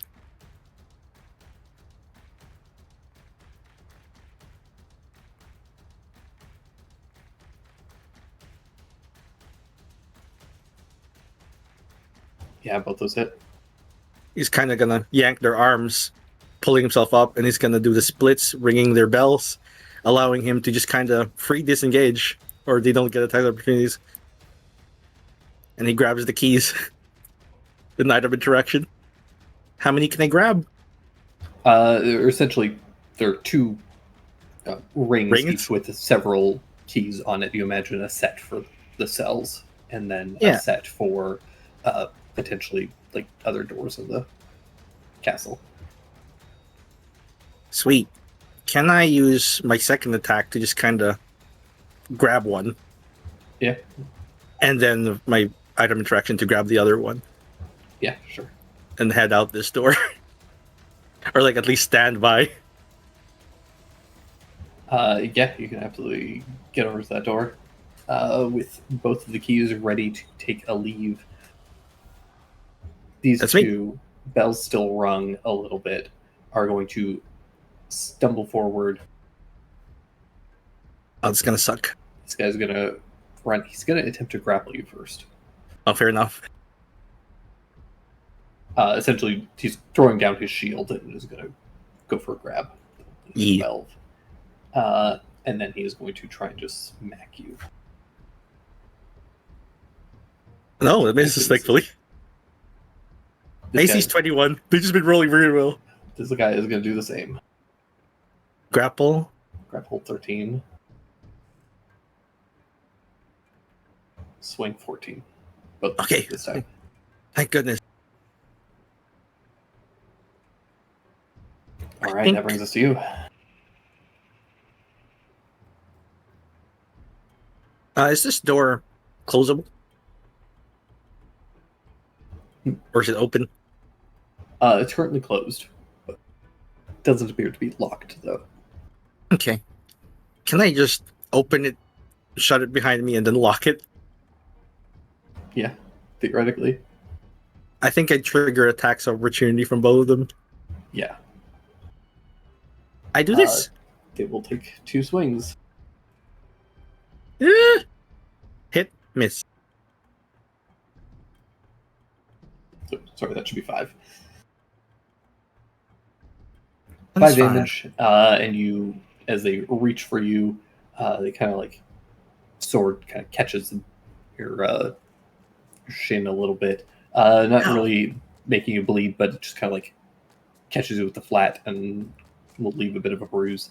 But you step through the door, slam it in their faces, kind of knocking them back as they reach for you. Shut the key in with your action and lock it. Actually, I'm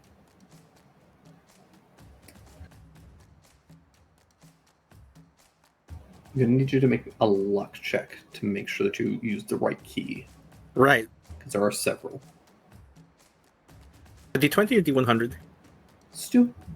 Let's do a D100, and let me think of how many keys are on this thing. Okay. Here's a D100. 62.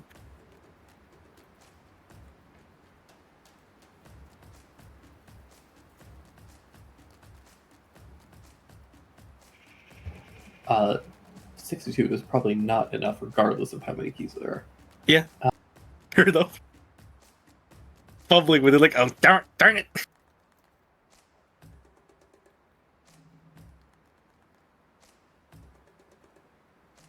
Was there a bar behind this door like the other one, though, before I used the key? There is not on this one. Yeah, fair enough. And there's nothing that just bars this door, I think, like a handle. There's a handle if you had something to like wedge into it. Yeah. I was going to try a like sconce from the wall. But I Sconce- can't seem to figure the key. Sconce probably wouldn't do it. But yeah, you have 9 keys. Yeah. I tried one, I guess, because it's the old thing. Tried 1. 8 more keys. These guys are going to attempt to just push the door open. First guy is going to give the other guy a help action, and this second guy is just going to shoulder check the door. Oh my god.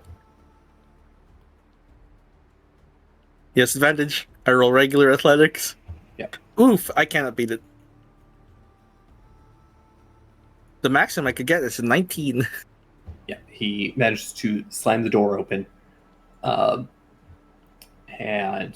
he's going to reach down and try to grab you.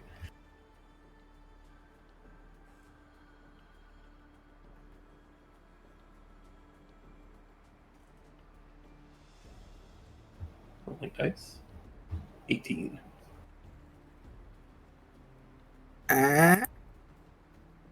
Oh, he grabs me. Okay, he does manage to grab you and pick you up, but that does bring us back to your turn. They have you surrounded again. I'm gonna use. What's down this hall?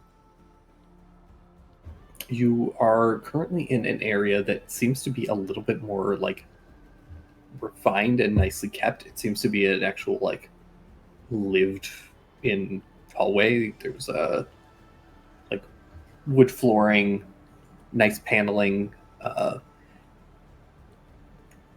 20-foot ceiling, and it stretches both to your stretches just to your left.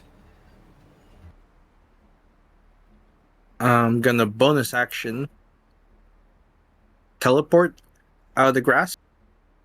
We go, poof, and all he's holding is my torn up tunic. I go to the left and I hide under something. Okay, you just bolt and try and find somewhere to hide. Give me a stealth check. What do you want? Okay. We're going to jump out of initiative for a little bit. Yeah. Actually, I'm going to roll before we fully jump out of initiative. I'm going to have their turns go. They chase after you, are going to do a search action to catch you. Combat's going to continue. Otherwise, we'll step out of initiative while they continue to search for you. Yeah.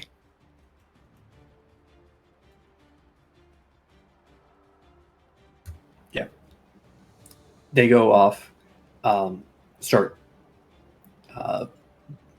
very quickly start raising alarms. Yep. Time is of the essence. Yeah, one of them will double back into the guard chamber and open the door for the other guards. Well, he's back there. While they're doing that, what are you doing? When the other guy doubles back to open for the other guards, can I try and lock the door behind him? Yeah.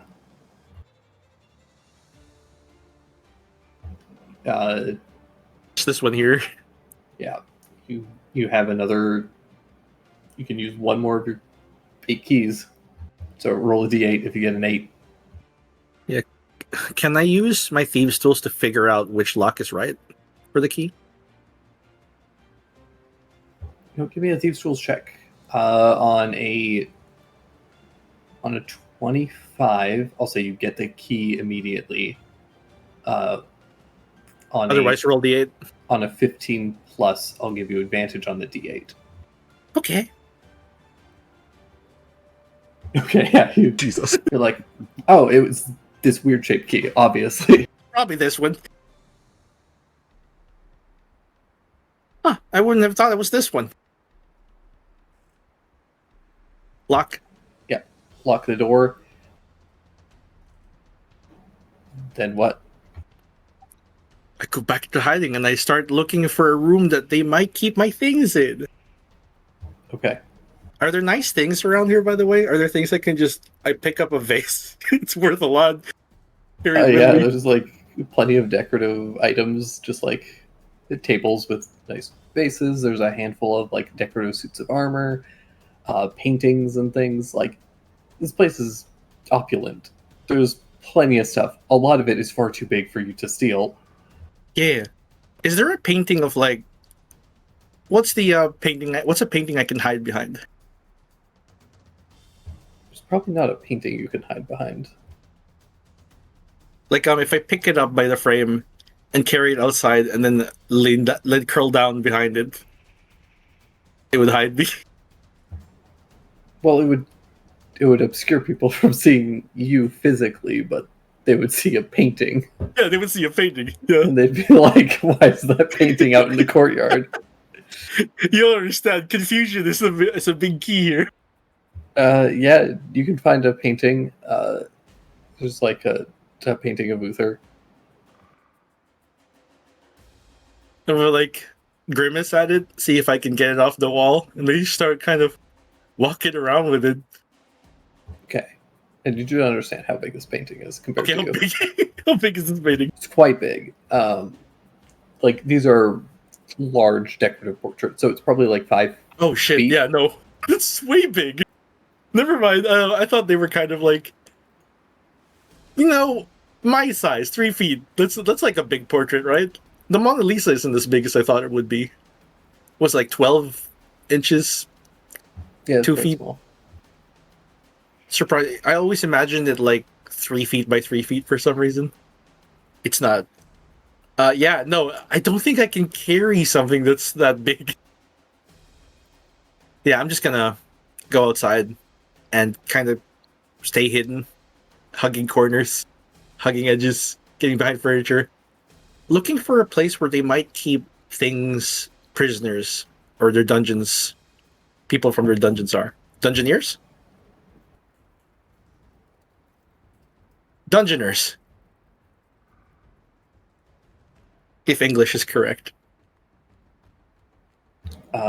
Give me a boy. What do we do? Give me a moment to pray. And while I do that, what are the rest of you guys doing? Teleporting back. Right. That.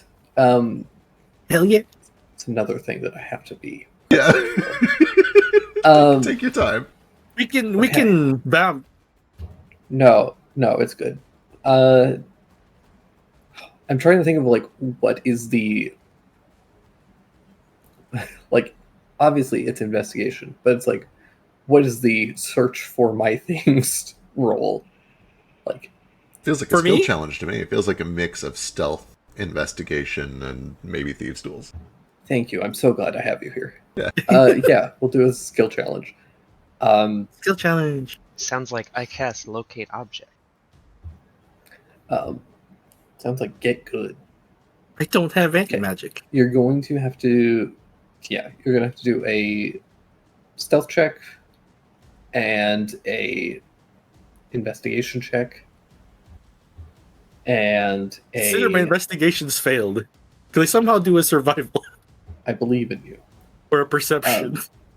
Essentially, the way that we're gonna do this is that the better your stealth check, the more opportunities I'll give you to make investigation checks. Okay. It's essentially like your stealth check will represent how long you have to search and how many attempts you get to try and find it. Right. Shall I make one now? Yeah. 15, the first one. Real bad. Okay. I will give you 2 investigation checks Okay. before you get caught. 13. That's good for me. I have a -2 intelligence.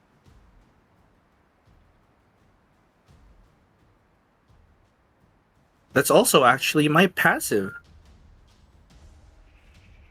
Now give me just a flat d20.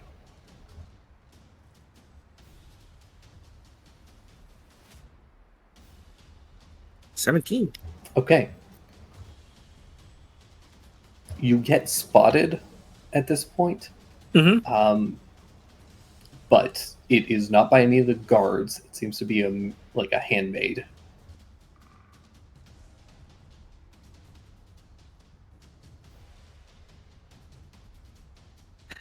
I pretend to start cleaning, like They I'm a house kobold. They see a naked kobold and they scream. I have a loincloth, right? Underneath the tunic, or did they take away my No, they loincloth? took everything. You just had to. Oh shoot my it. god. You were linking it. Whoops. I better find some clothes.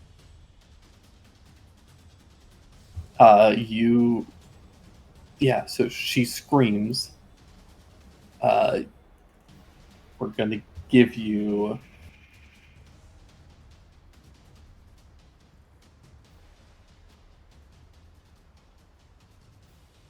You have essentially 3 rounds Mhm.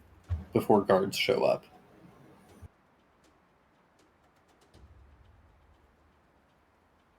What do you try to do?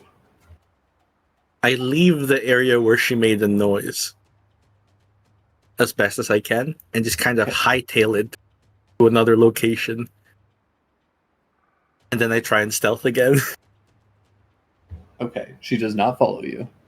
Could you imagine? A rat! Let me chase it!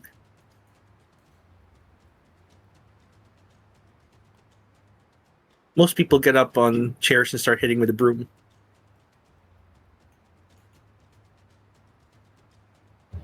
Going to give me another stealth check. DC is going to get a little higher this time. Yeah, they're on the lookout. Okay, you have 3 investigation checks. Okay. I'm trying to listen to hear if anyone is like, he must be heading to the stash. I try to remember the word, the confiscated articles.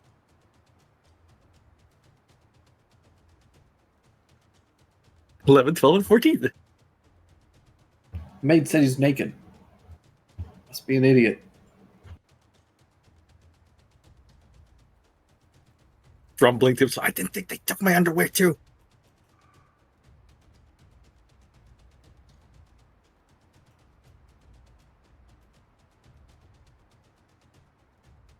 Yeah, 11, 12, and 14. Okay, give me a luck check. You search a couple more rooms. You seem to be in like... Okay. You seem to have moved out of the kind of like dungeony area, and you're quickly realizing like they wouldn't keep my stuff here. This is where they're like the residents of the castle are like Right. living and functioning. So who got And- inspiration this session? I forgot. Yeah, as I always do. I'm going to give you inspiration because you're Thank you. Desperately needed. you desperately need it, and I also like fucked you over. This is fine. So You did say you were gonna kill someone for the 100th episode. It might as well be me. yeah, it might have to be Biscuit. He might poop himself to death, Oh no! which is why Kohaku can have inspiration even though he's not here. Mark it on the sheet. And Nara can have inspiration because Nara. for reasons that will hopefully become apparent shortly. Tragic ones? We'll see. Okay. Okay. You open a door.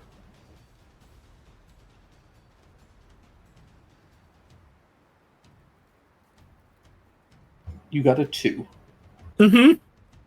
which is not the worst thing that could have happened.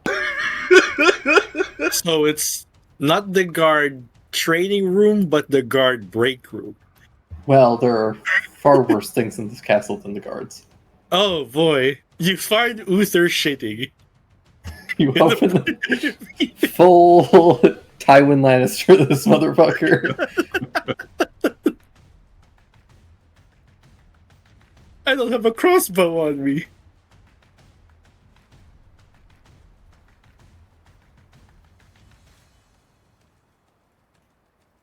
Instead, you round the corner. Let's see. Oh shit, it's Arthur. A beautiful blonde man. I think for a moment I mistake him for Artoria. They look so alike. Yeah.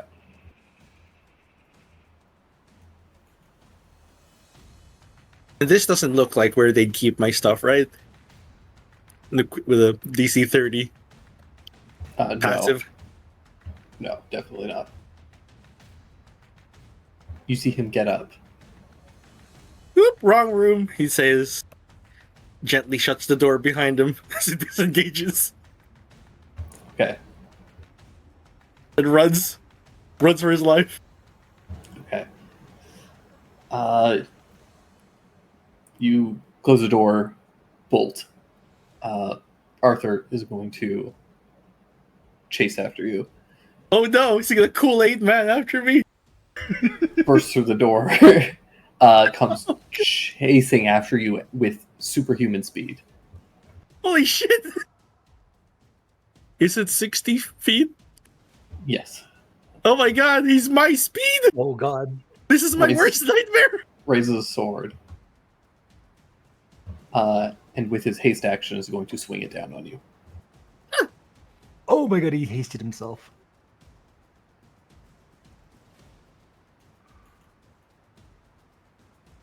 Oh, that hits.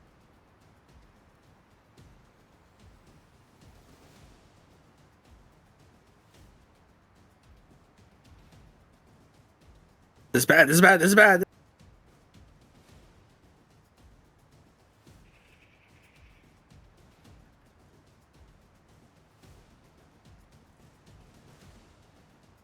Yee! That's a lot of damage.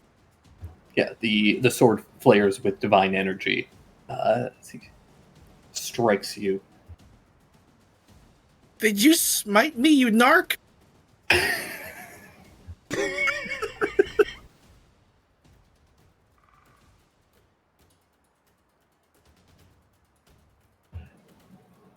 You spat on my father's good name, and I will see you slain.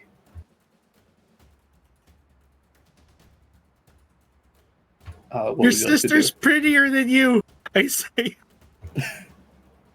Oh, that's And I'm going to try and break his concentration on haste by okay. punching him a few times.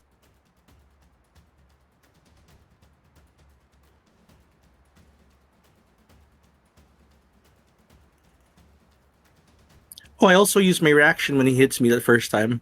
Does an 18 hit? 18 does hit. Yeah, for 7. And then on my turn, 15 probably misses. Oh my god. His face break. His haste breaks even with his bonus. That was from. 4 is not going to do it. I don't Oh, think. boy. Yeah. Oh, that was from my reaction then. Yeah. Does he seem woozy? I just leave then.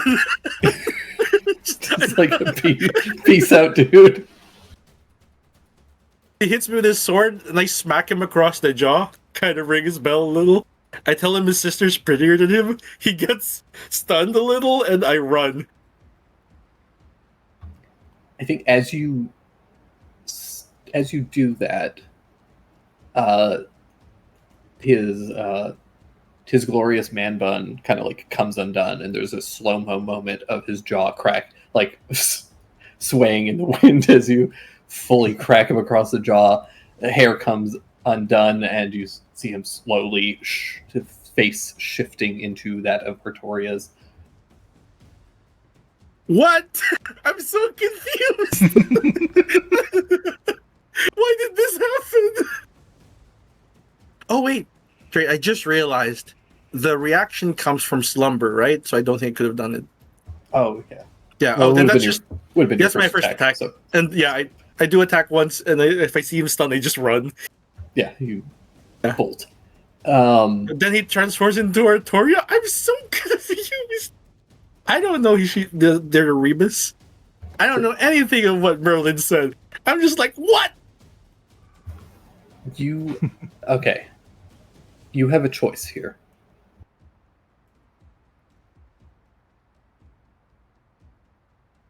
We can sit here and have you roll skill checks all day, Mm-hmm. or, but that's not very fun. Yeah. So you can either go on without your stuff, try and just like escape without a call lost cause and just try and get out with your life, Yeah, it's kind Or- of much easier. or we're gonna boil this down to essentially like a skill check, one more investigation check, DC 10. Mhm. On a fail, a bunch of guards are going to come and start wailing on you. On a success, you're going to be able to find your stuff. Okay. Stain isn't a very materialistic person, but slumber has kind of become one of his favorite things in the world. It feels like a part of him. It feels like it unlocks a part of him that makes him feel more secure with himself. And here, being chased by guards naked in a castle, watching a man turn into a woman, he's never wanted more comfort in his life. He wants to go to her and be like, turn me in. It might save you from your dad's wrath or whatever. But that part of him is like, the fuck, you're going to end up killing yourself.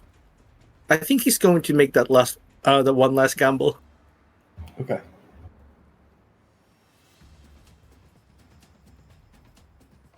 Finding his things and get out.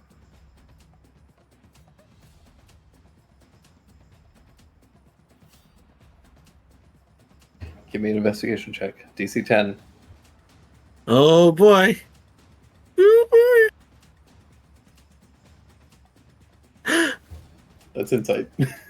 Oh, sorry. No, that's wrong. Let me. I'm Oh, gonna use no. my inspiration, Okay. and I have to roll Need a a 12. 12. Yeah. No. Guards come. The guards come.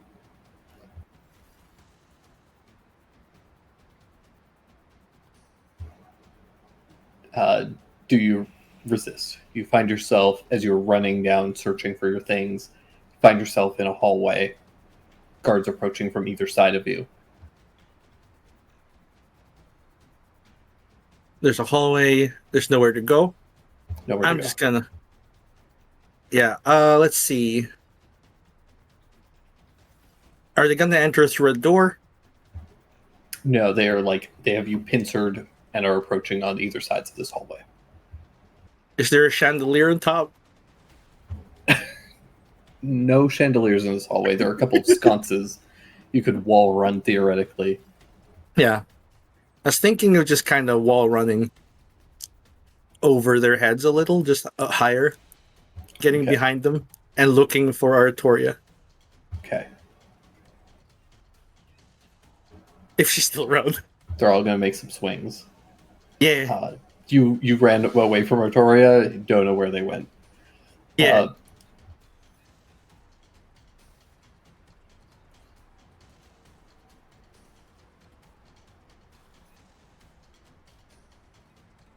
Take your swings.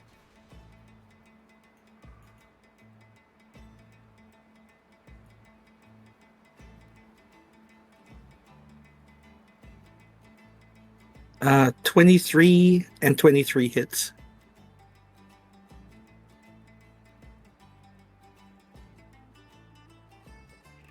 Oh, you're so lucky. Oh my fucking Christ. The luckiest man. This is wildly lucky. Aside from the investigation check that just says, "Hey, you could leave." I'm survived weirdly, but I still have to find Artoria.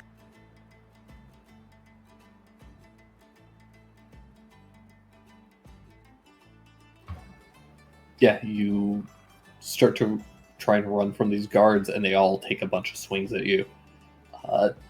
A bunch of them miss. There's the clattering of metal as these knights all swing and try and attack you, but you manage to leap over them, only a couple of them catching you at your heels. You are faster than them, but they know the castle better than you. They have managed to cut you off several times at this point. What would you like to do? I'm the arena champion, bitches. You're not gonna take me down. can I hear anything they're saying out loud with Yeah. my passive perception of 30? Like, he's gonna go that way. I just go the other way. And how much have I learned of this place while I'm running around? Would that be a survival check to be like, oh, I've sort of made a Sure. mental map? Just a mental map. Yeah. Yeah. I'll give you that. Survival. Not. I don't know this place. I'm too busy. Yeah. Yeah. You're basically just in kind of like flight mode at the moment, just trying I'm to being evade attacked the guards. everywhere. Yeah. Like, I didn't know this place had so many guards. Why are you not in the streets? Stopping crime.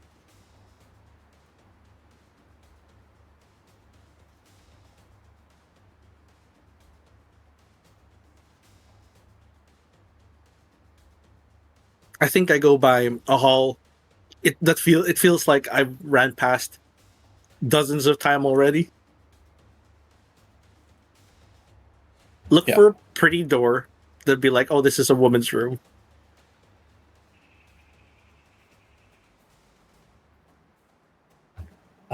This is Uther's room or castle. There are no pretty doors, my friend. They're all like, yeah, this is like a fortress, Yeah. not a palace. Like they're opulent, but they are all like they're all fairly, I don't want to say like masculine, but they're fairly masculine. Yeah, they're very beefy doors. Uther doesn't like any femininity in his decor. Right. Is there any of them that's less masculine than the others? Not really. Is there one that No. just says Arthur's room? Unfortunately, no. do Nothing not is enter? labeled. Yeah. I think because he survived being wailed on by guards, he's gonna bite his lip, cut his losses, and like, okay, that's gonna be a heist then. I'm gonna leave a part of myself here, but I'm coming back for it. He's just gonna look for a window. Or porthole he can squeeze through. Not a arrow, what do we call them? Arrow slits. Yeah. Okay, give me a stealth check. Oh boy. I just used my inspiration, so I'm fresh out. 26. Okay. You managed to find and slip through an arrow slit. Scamper across the courtyard. Hide under a wagon cart. And as the cart pulls past the gate, you're eventually able to unlodge yourself from underneath it and slip back into the crowded streets of Campland. Cover myself. Yeah, you find some hanging laundry, steal a sheet, wrap yourself up. Make like a toga. I'll pay you back. I'll pay you back. I don't got any of my money on me. And we'll jump back to the rest of y'all. Merlin.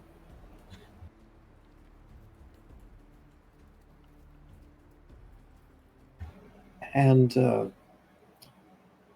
what about you? And he kind of looks to Nara.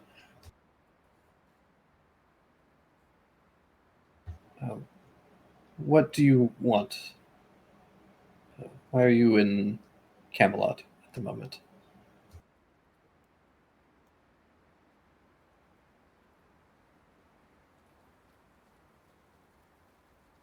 Currently, this guy's caretaker. Points, gestures at Nico. Ah, I see.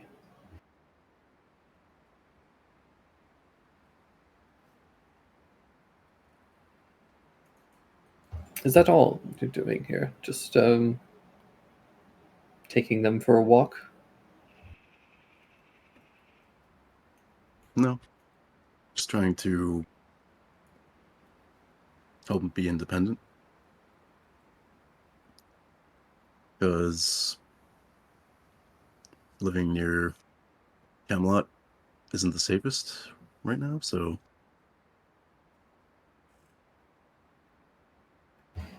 Yes, that's certainly true.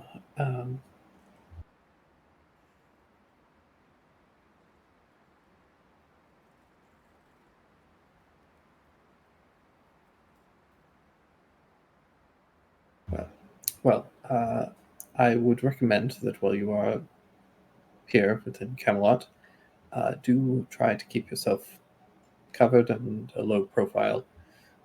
It does not like members of your family, particularly. I'm well aware of that fact. I imagine you are.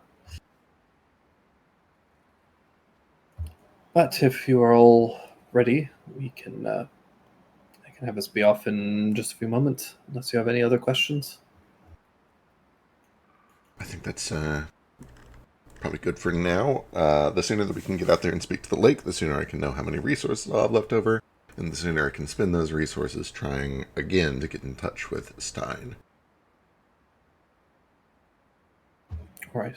And would you like me to drop off the chalk for your friend? That seems like a good idea. Are we able to, like, break off a piece of it, or do we have to give him the whole chalk to do this? Technically, you could break up a piece of it. Yeah, I mean, that just feels Like, wise in use case worth. we need it. Yeah. Yeah, for sure. Like one charge. Yeah, I don't see why you couldn't break a piece of chalk. Yeah, seems reasonable. Yeah. Yeah, Does you it can. split the uses? Gonna make this rich man use the last bit of a piece of chalk for the first time in 40 years. So yeah, mark off one use of that chalk, and we will leave that with Stein's things. Perfect. Stain's things. Well then, everyone,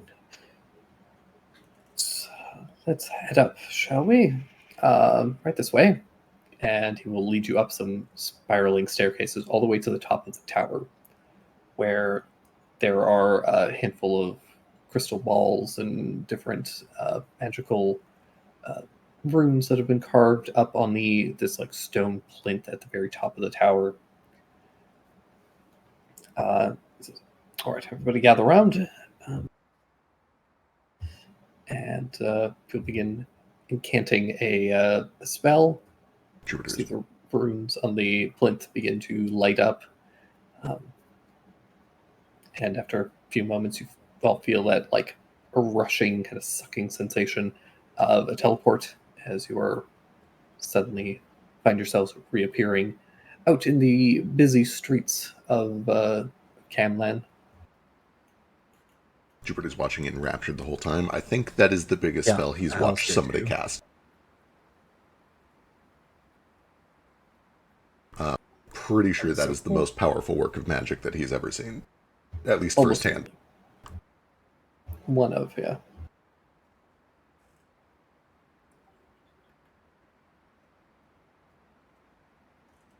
We can both nerd out together because Alistair's also very intrigued. It's awesome.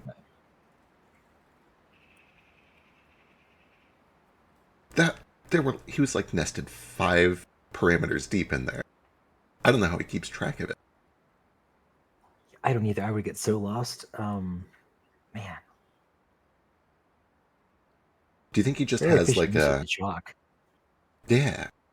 You know how like some cultures just have a constant innate understanding of which way is north. Right. Do you think he just has a constant innate understanding of when there is an open parenthesis somewhere in his code? He just like That's knows gotta how be. many layers deep he is right now. Mm-hmm, mm-hmm. Wild. Magic is code to him. Everything. I mean, he just runes it out.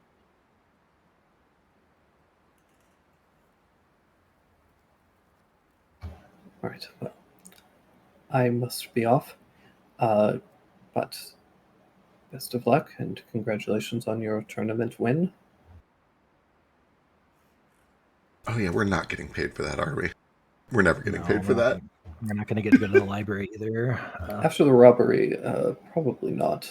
But If you need access to the library, however, being the winners of the tournament, you could probably leverage that for some access up at the college. Could find some useful stuff there, especially involving, Uther Stain. Either or.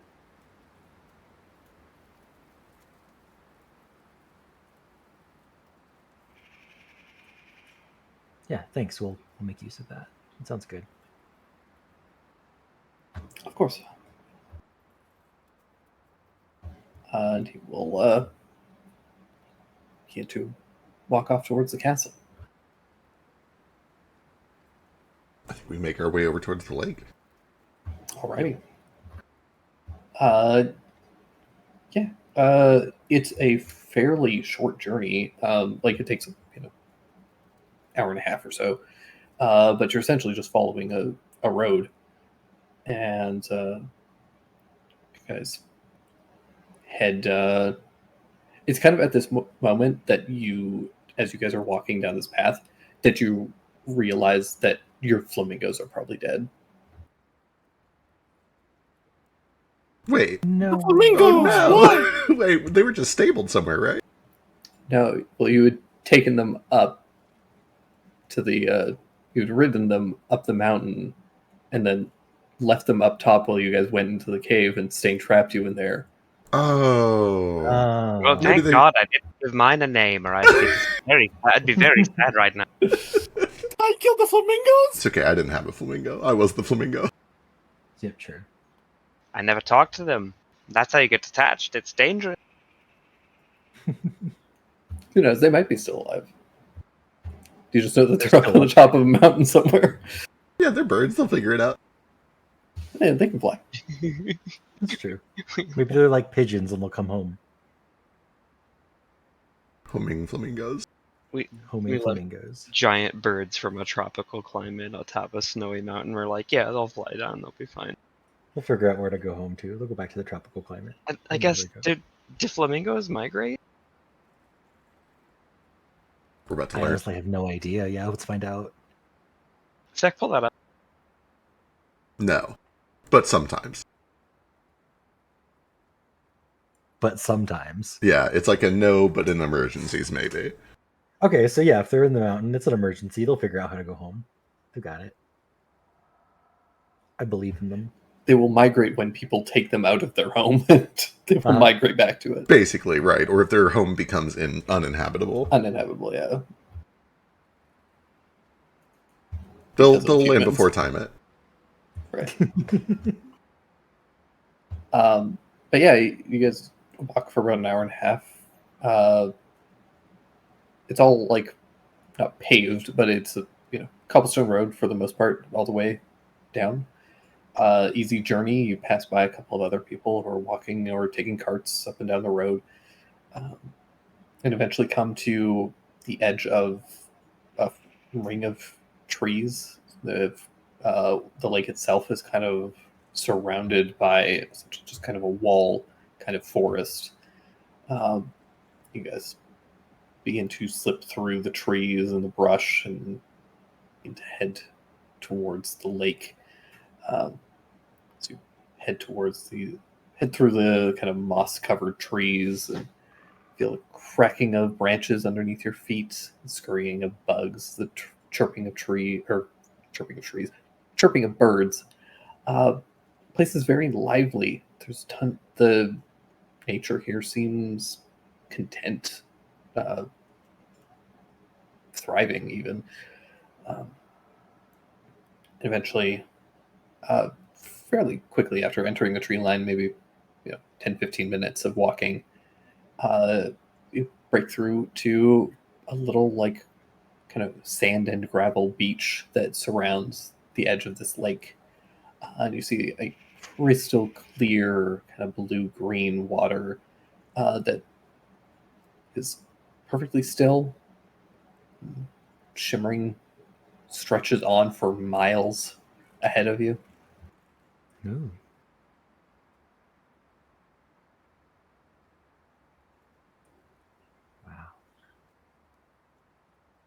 I think I just start to walk up towards the shore. Let's go see if we can tell it.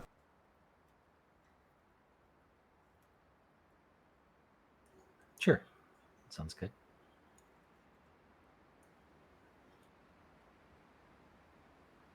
Yeah, you head up to the edge of the lake. Before I go up there, Nimue? Is that the name? Yeah. Okay. Nimue. Yeah, what? Oh. Okay, that is less Burr even than I thought. Got it. Yeah, when you pronounce it, it sounds a little bit more, but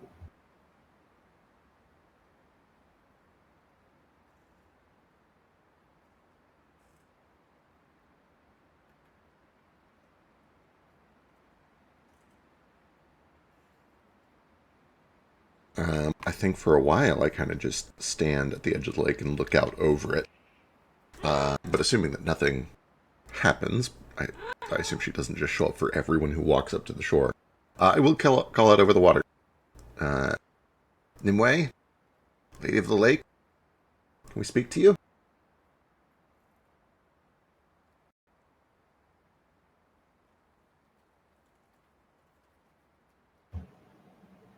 and who approaches my lake? Just a voice. Yeah. My name is Jupiter Seasun. I look around to see if anybody else feels like giving a name.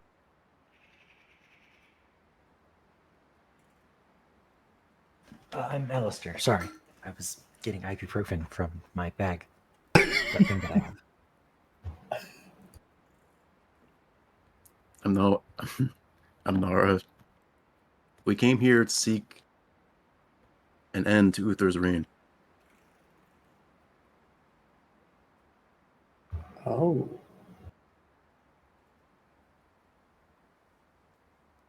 I'm Shishka, and I was mostly just hoping to take a quick swim. That is a bold confession to make so brazenly in public. Sure was. Jupiter's kind of looking a little wide-eyed. Who knows who could be listening? And to what do I owe the pleasure of such a bold man's presence? Well, I've been told I'm honest to a fault a lot, so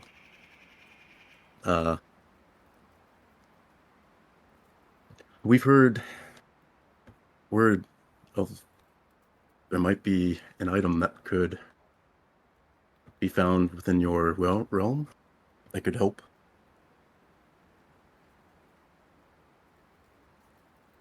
We've spoken to Merlin. Oh, I see. So are you a would-be king come to claim the sword?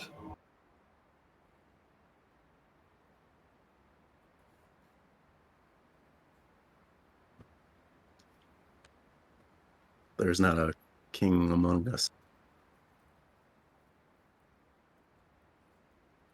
Not that I know of. Then what use could one of you have for the king's sword? We seek the king, and we want to know what qualifications are necessary. What makes the true king? Cat.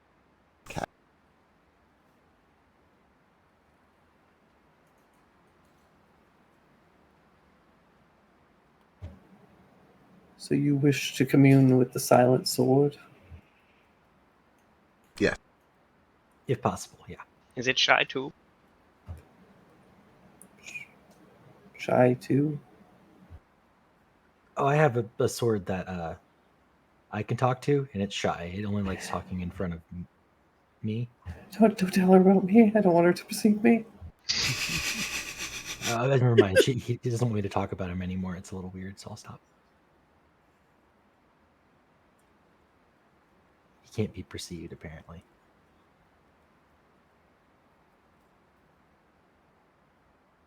Seems no one comes here for me anymore, so very well. The water kind of bubbles and burbles for a moment, and you see kind of something kind of start to rise up out of it. And at first, you might think it'd be her, but instead, you see a dark shape of seems to be just like a little riverboat that lifts itself out of the water draining and dripping out of it, floats off towards the shore towards you.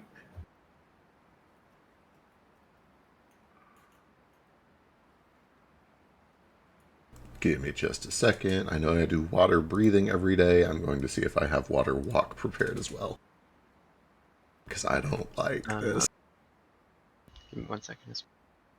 Don't have it today. Good luck, everybody. Oh no. I am gonna tap myself before I get on here because I got lots of mana with the freedom of movement. But then I will hop on. Since we're going to be guests, is there any rules or anything to watch out for in your role?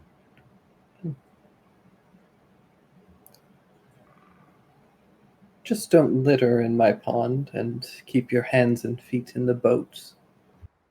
That's fair. I've got water walk if we need it. But I've also got the wind fan at the ready if the water becomes dangerous itself.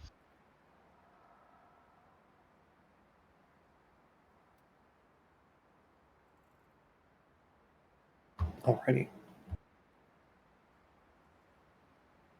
Hey, just real quick before I fully commit to like saying that I have this and then being accused of like cheating later. We're rolling with like the Triton stats for the Bubbling race, right? Yes.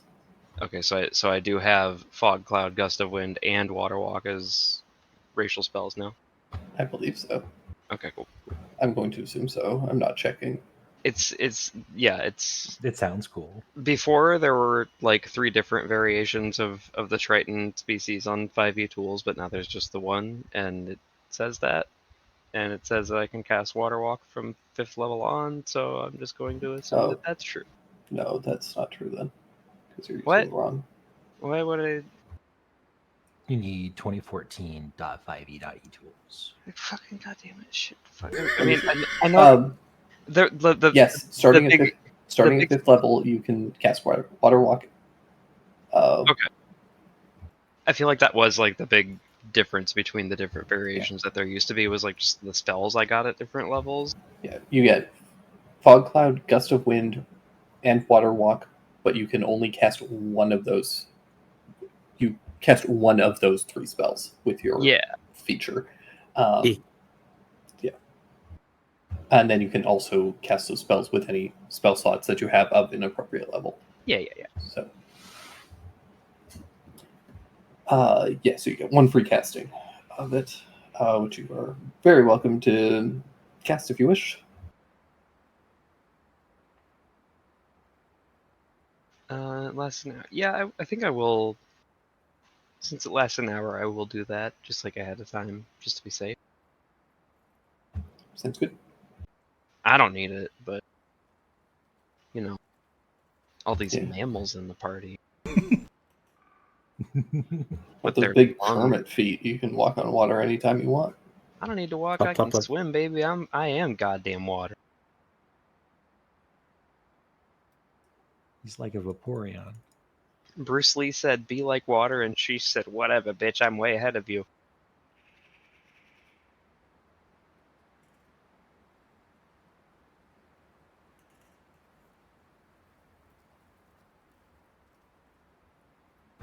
But yeah. You guys see this boat? I climb in. Sure. All right. We're all set. You guys all climb in, and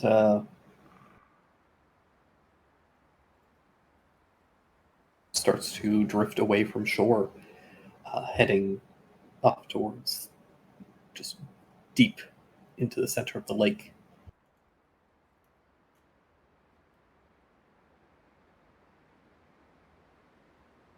Where it tips over and deposits you all into the water. Oh no. Oh man, I don't think swimming is going to be great. Nope, sure isn't. Yeah, you guys sit on the boat for a little while as it just kind of drifts through the lake. Is there anything you guys do during this time? I'm keeping an eye out. I'm looking in the water, especially, to see if there are things following us. If there's things under the water.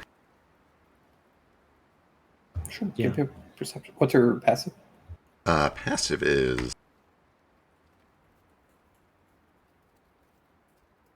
21. Active is lower.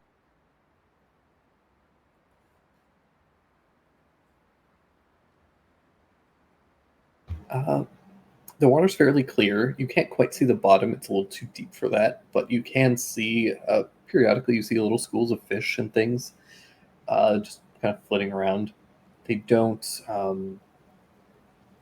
You don't notice anything immediately like following you, though. Going off of that, like the looks healthy here, like the magic in this area. She's not like being bad for the nature environment and stuff. Yeah, everything seems like to be thriving. Honestly, Okay, cool. That's good. That's a good sign. I probably feel comfortable then.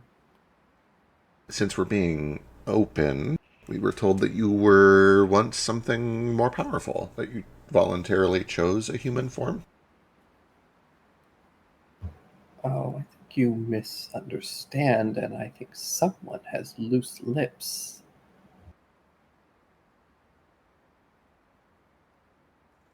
Tell You'll us about have to yourself, then. scold him.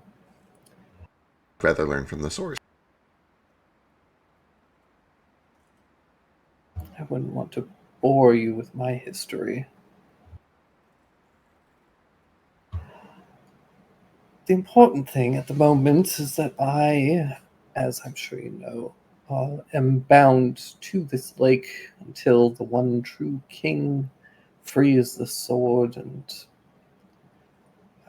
becomes the new ruler of Camelot or something or other.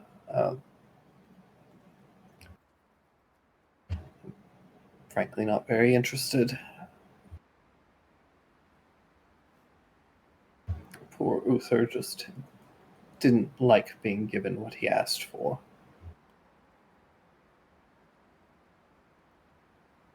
I see. So, do I take it to understand that you are eager for a new king to be found, so that you can be freed? Not particularly. I kind of like it here at the moment. Okay. But if it happens, it happens. I wouldn't say no to being freed. Wouldn't it just be nice to have the option to leave if you want? Yes, options are nice, but can also be overwhelming. If I could go anywhere, where would I go? Oh, There's too many things to choose from. you're a bottom. Okay, I get it. Excuse you. I'm glad you know. That's I not quite derogatory. prefer- There's no shame in that. I quite preferred to be on top, but Ooh. no, that's.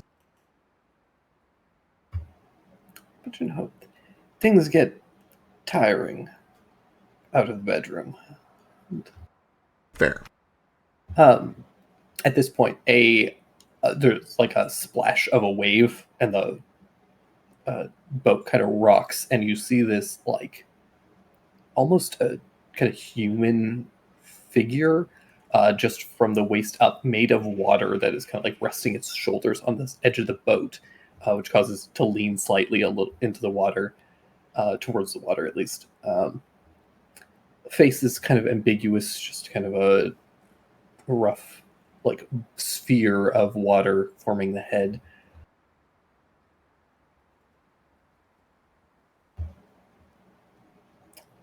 So, since you're so forward, and since uh, my my dear little crow decided to divulge so much about me already. Um, I'll have you know that he was quite the bottom. I can see it. Uh-huh. Okay. Oh, Yeah, wait, were that you makes two? You two. Oh, we were quite intimate. I think that's why he's a little eager to get me free. Aw, that's kind of romantic. I suppose.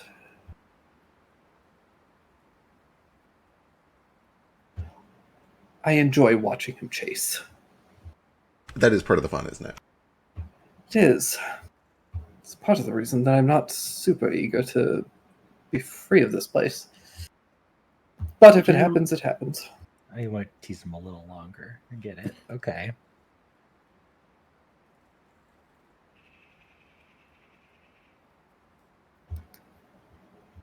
Not to intrude or anything, but Merlin spoke a lot about you, but what would you tell us of what you know about Merlin? Like, do you know of his past, of like why he became a mage, or what his goals are? Yes. He was born during the 100 Years' War. Nearly died due to the consumption. Developed extreme sorcerer powers. Just unprecedented talent.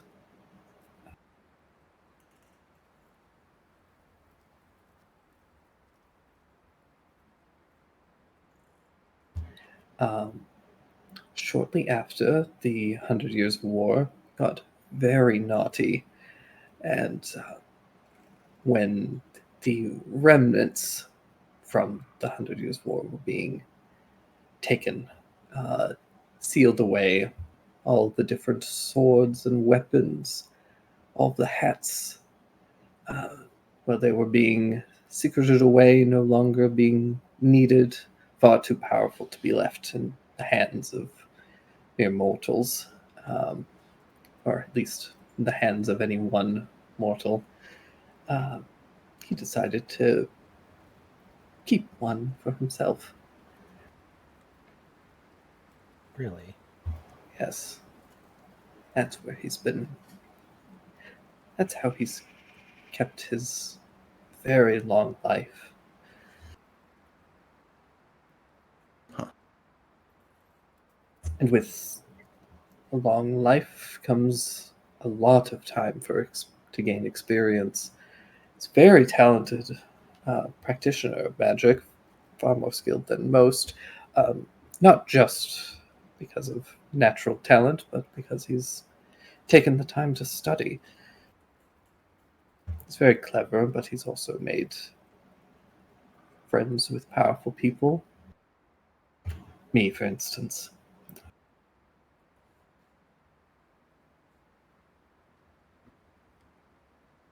I see. Okay. Right.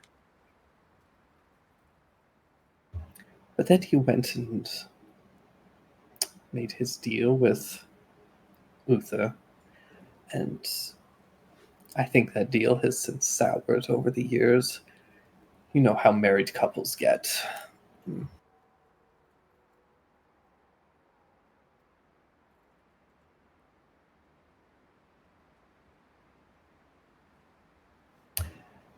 Did he tell you about Arthur? He. What about Arthur? Well, that I helped make them. Have you helped? What do you? Wait, hang on. You like were a surrogate? Sort of. Right. That he wanted an heir and asked of you, and you gave him Arthur? Yes. Well, I gave him the means to make Arthur. Arthur is a artificially created person. I see. They were made by magic. Yes. Have you But done that for anyone else? Not for anyone else. Have you done it for you? Technically.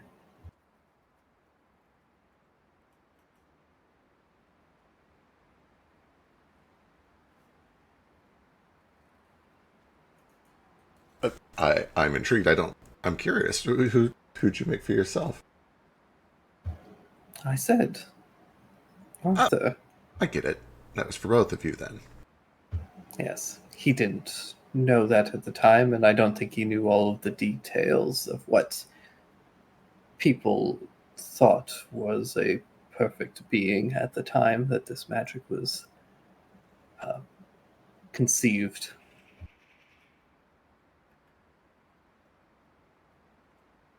It was a very unfortunate shock for him, one he did not handle well. I see. Okay. Do you know in particular what he was so dissatisfied with? Oh, I can't imagine what. They're a lovely pair, personally, but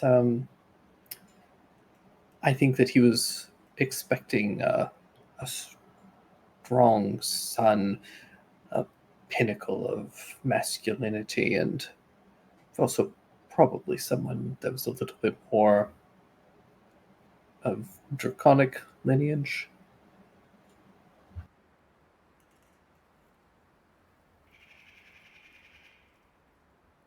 Right. I think when Artoria showed her face, he became very distraught.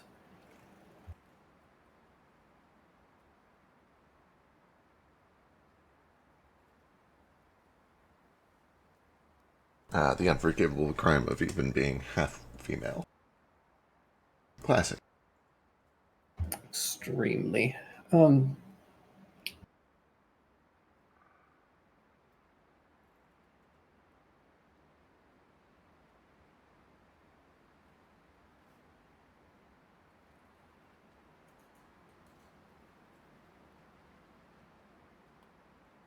Well, you certainly sound very powerful. I think I like you, Nimue.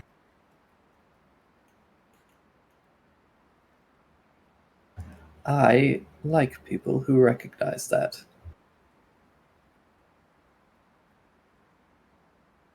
So you're not a witch in the sense that we understand the word. Then you don't have a hat. Your power is your own. Yes. Well, call me the Witch of the Lake, the Lady of the Lake, if they're being polite. But you know, they see a powerful entity in the woods, and everybody screams witch. I think people like to assume that any true and grand amassed power is something that they themselves could claim. People don't like the idea that something can have its own power. I am curious, and you've dodged this once, so if you intend to dodge it for a second time, I understand. Where does your power come from? What are you really?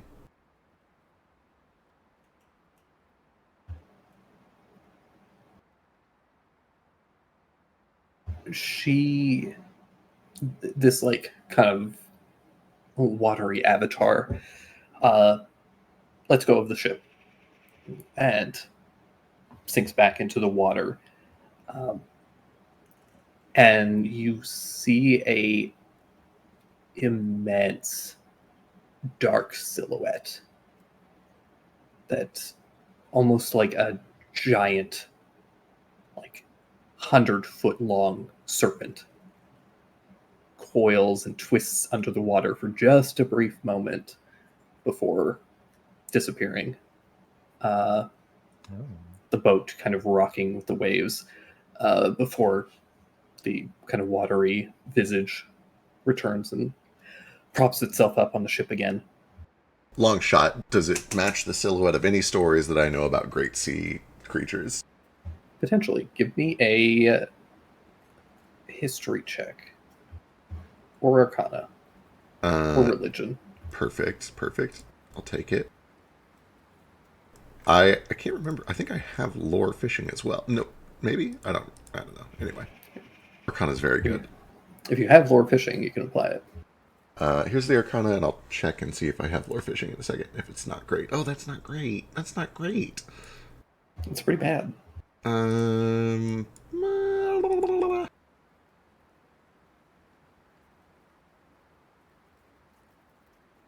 I'll burn inspiration. Fuck it.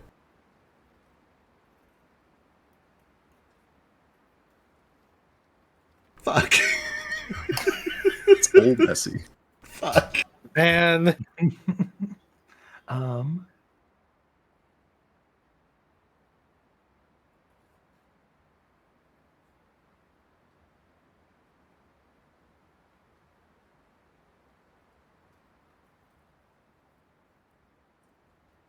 would folkloristics count here?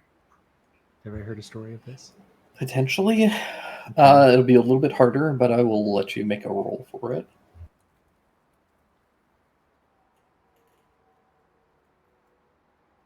This is my shtick. I'm burning a reaction in the Cosmic Omen to add a D6. Let me see. 17.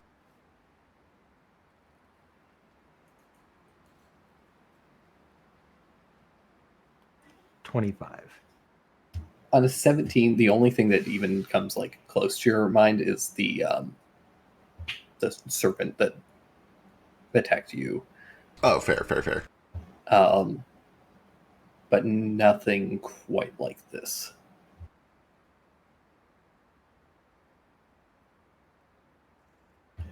Correct. Could I do roll for possibly if it's a type of dragon? Yeah. Yeah, give me a dragon lore.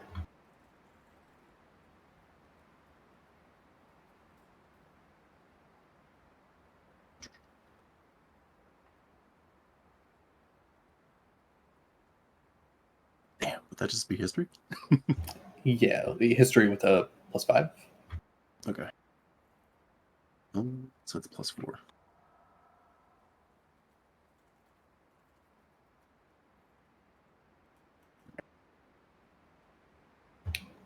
Doesn't ring any bells for you, Nara, at least on the dragon front. Alistair, you get the sense that there's a couple of old stories that you've heard about a giant, essentially like a demonic sea snake that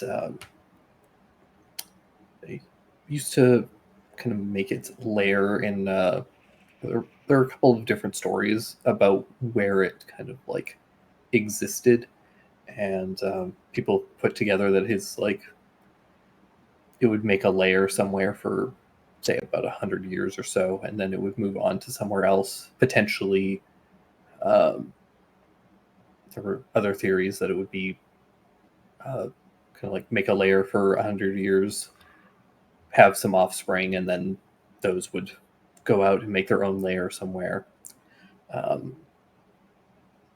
But the serpent in question was always referred to as the Leviathan,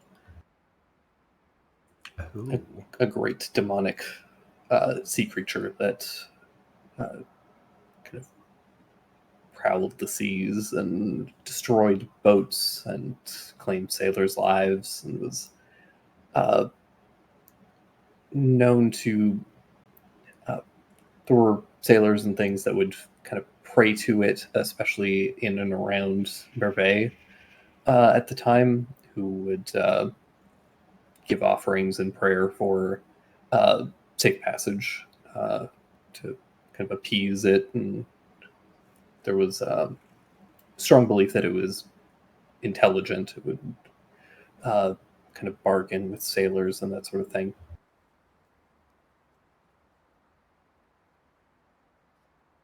Oh. Leviathan, huh? Interesting. Okay.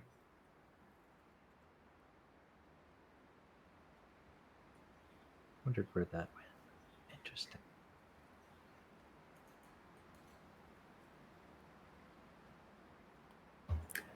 I believe we're here.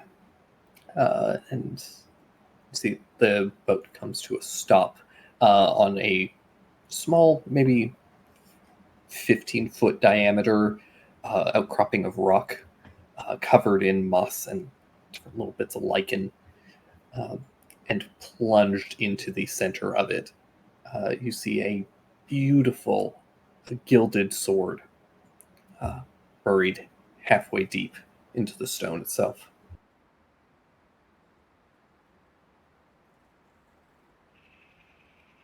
Yeah, I make sure.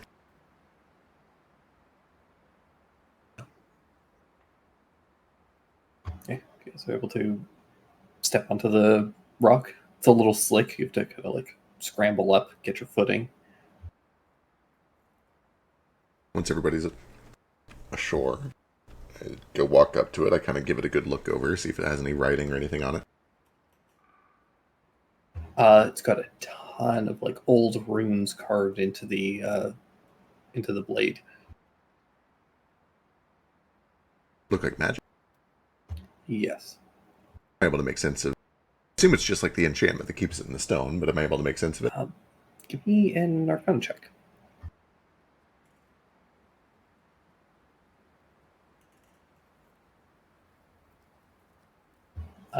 Does not appear to be the enchantment that's keeping it in the stone. It seems to be the enchantment on the sword itself. And it's incredibly detailed. You were impressed by Merlin's casting of teleport. This is leagues more intricate than even that. Wow. All right. Well, In a let's- way that even kind of 18 is intricate in a way that almost seems impossible, like Right. not like illogically so. right. Interesting. Okay. Well, let's start with the easy thing. And I go try to pull the sword up. I just go up to it with both hands and lift. All right. Wouldn't it be it'd be hilarious if it just came out? It sure would. We just skip all this. So, so legitimately, the way that this is going to work is, I don't know who the one true king is. So you guys get to vote on who you think the one true king is, and it can be an NPC or it can be one of you. So you guys are going to each text me on Telegram if you think that Jupe is the one true king. Oh my god. Hang on, let me get on this. And if you're listening on Twitch, you can text your can- vote to. But actually, if Twitch chat, if you want to weigh in on this, I will consider it. Oh boy.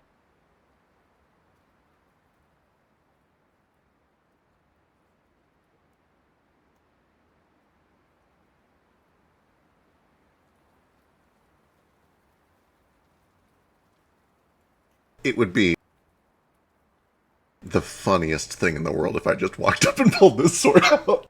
The rightful king of Camelot. This place I've never been to, whose politics I largely disagree with, destined to die in about 6 months.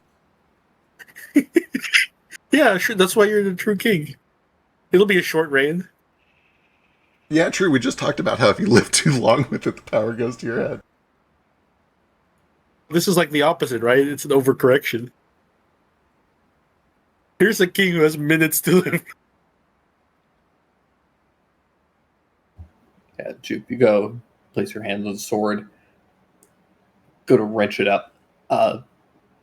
It doesn't even budge. Like, there is just no give whatsoever. Ah, well, damn. I had to try. Everyone else?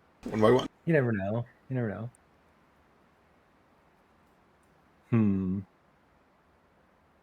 mean, if I don't, I'm going to kick myself forever, right? Right, it costs nothing. It costs nothing to come try. Yeah, let's do it. Also, to be Okay. clear, you guys don't have, like, you guys don't each get one vote. Like, you can potentially say yes to multiple people or no to multiple people. So,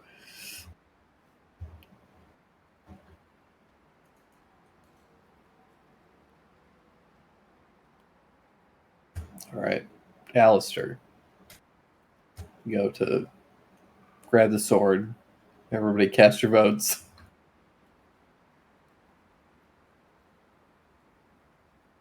Like right now, is this not going to be a between session sort of thing? No, right now. Text me on Blue Sky, or not on Blue Sky. On Blue don't Sky. don't text me on Blue Sky.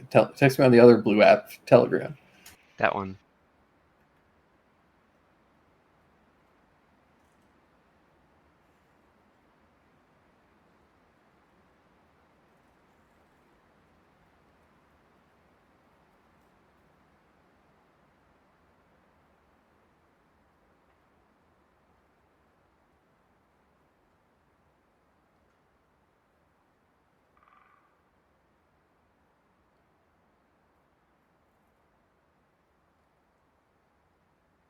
Alistair, you go and grab the sword.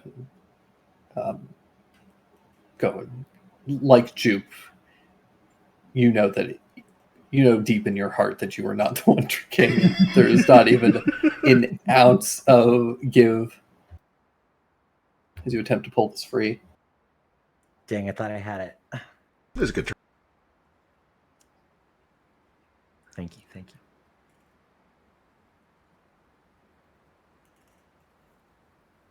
Okay. Sheesh.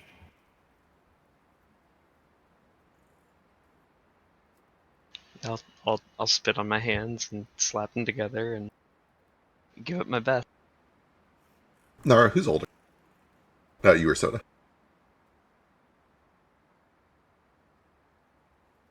I think Soda just by minutes. Gotcha. Right. Okay. They came out holding hands.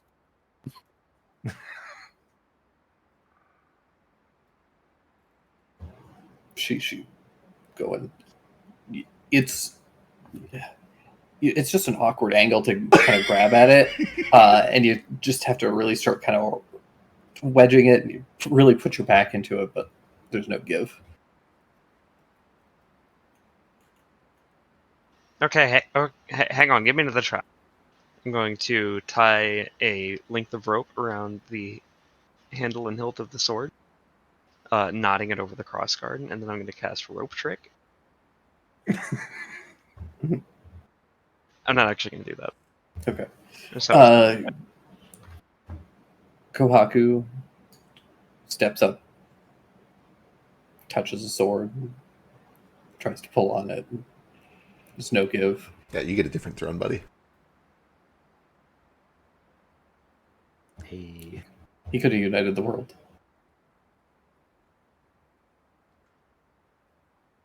King and Emperor.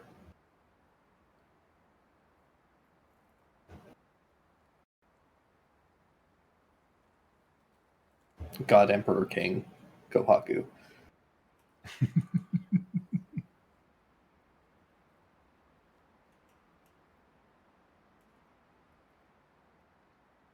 Nara, do you try?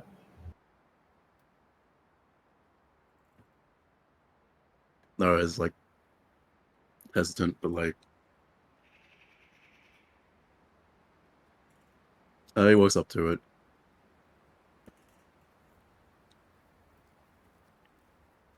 And I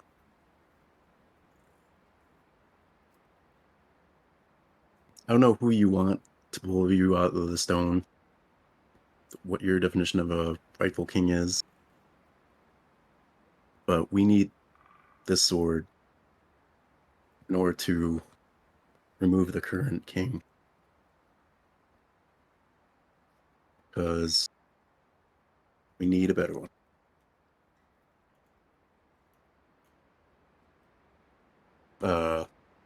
He tries to pull up. I leaned over to Alistair. 5 silver pieces. yeah, 5. Okay. Yeah. Yeah.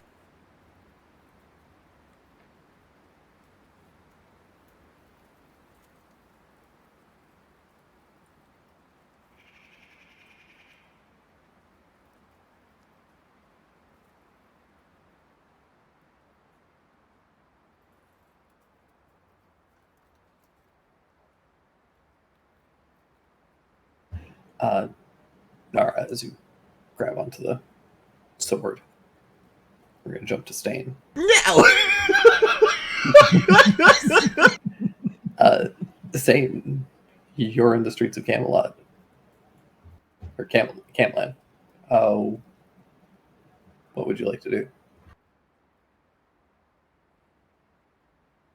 I'm gonna just act casual, stay away from crowded areas, and kind of get this linen toga I have on dirty, kind of blend in with the rougher crowd.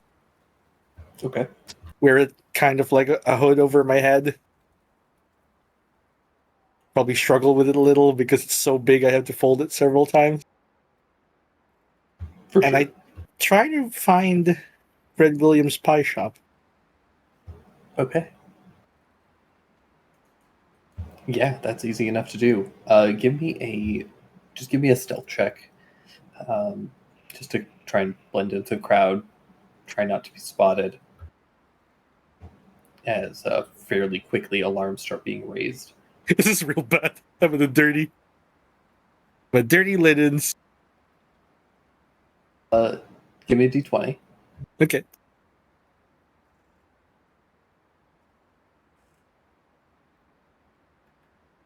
Woo! Okay.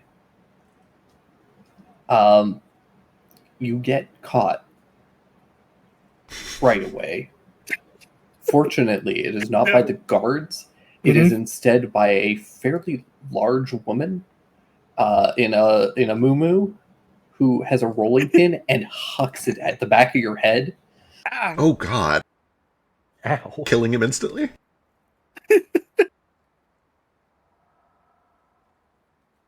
oh god, that hits. Plus 12. Holy fuck. For 11 points of bludgeoning damage. No damage, thankfully. So he It would have been hilarious if that knocks you out. clocks me in the back of the head. I like snatch it before it does crazy damage. Yeah, you managed to catch this rolling pin and fully cigarette in her mouth, looking like the landlady from Kung Fu Oh my Hustle. god. Oh my god, I'm in trouble. She's gonna kill me. She comes charging down the street towards you. You stole my bedsheet, you piece of shit! Oh fuck. Fully like Kung Fu Hustle, we start a chase. She starts chasing you down the street, screaming at you. I'm gonna try to Getting like a- while she's chasing me, drop the rolling pin or like throw the rolling pin underneath her so she steps on it and slips. Okay, just give me a dex attack roll. Yeah. No proficiency, right? It's a monk weapon. She's treating it as a Oh, yeah. monk weapon. You get to. Fair enough. Then it's just this.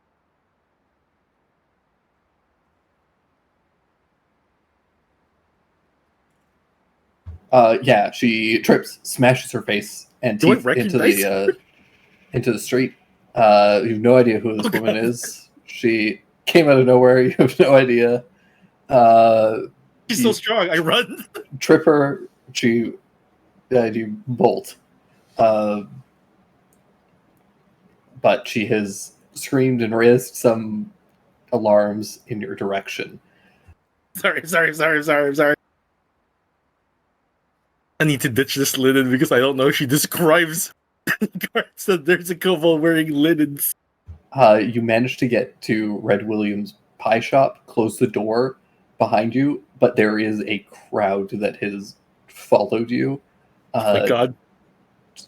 screaming like, "Get the thief!"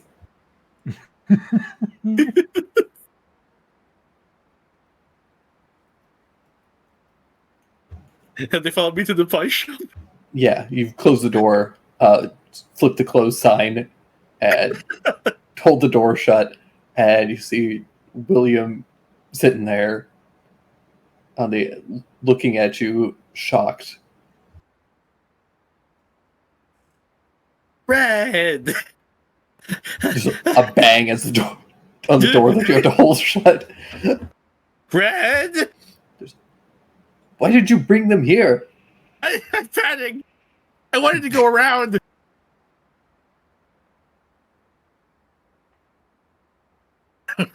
Can I fit the linen through this mail slot? Here. I don't know if there's a mail slot.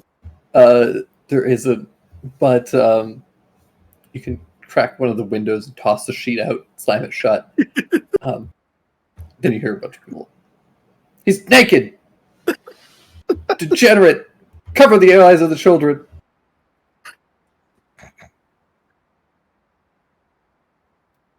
I'm quickly go to the counter and put the handcuffs on the counter. Red, how much can I get for these? In this moment, you can pay me 5 silver to take them from you. I like him already. Just gestures at himself. Sorry, the prison puck is completely empty right now. He will go over, grabs a cloak that is far too big for you, throws it on you, out the back. Wait. He grabs you before you leave. Punch me in the eye. Okay. I punch him, no hesitation. Good. He leans against the back of the wall. Says, "Go on now. All right. You know the way." Yeah. I kind of look at him. I look at it like a glass thing on the desk, and I just kind of flick it and crack it, leave. Oh, I liked that. We can get someone to fix it. I don't know what it was, but I liked it. Scuffle. Thanks, Red. Go out the back, and you know that by out the back he does not mean the back door, but in fact the back hatch, where under the essentially under the behind the counter there is a cellar door that leads down and eventually goes down into the like cistern and sewers where you can scurry off. Crowd of people break through the door as you close the cellar door behind you. And Red's like, he went that way. A couple of people come and check on him, and the rest go storming out. You hear the stampede of feet above you and hurry down into the cistern. Kind of catch my breath down here for a bit.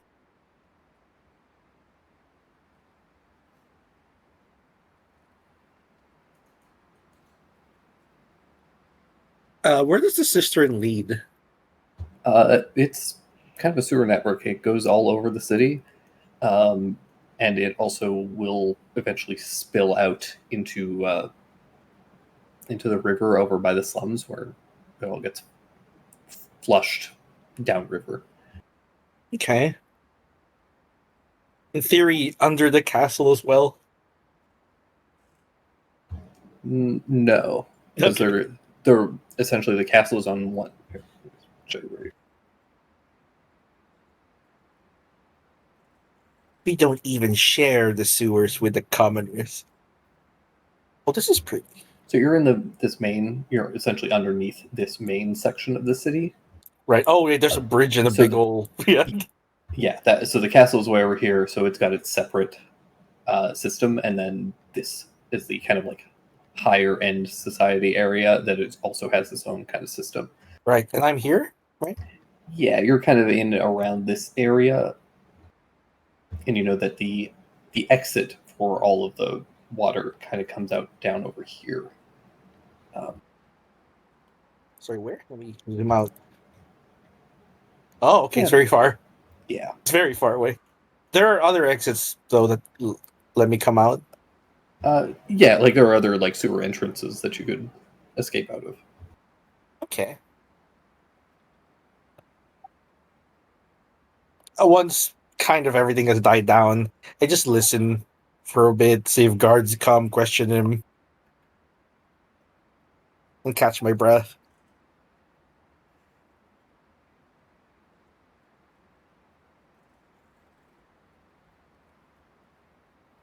And once everything is cleared out, I do a little scrape under the cellar with my claw, just to indicate, like, hey, is it clear to come out? Hear a couple taps. Good to come out. And I do.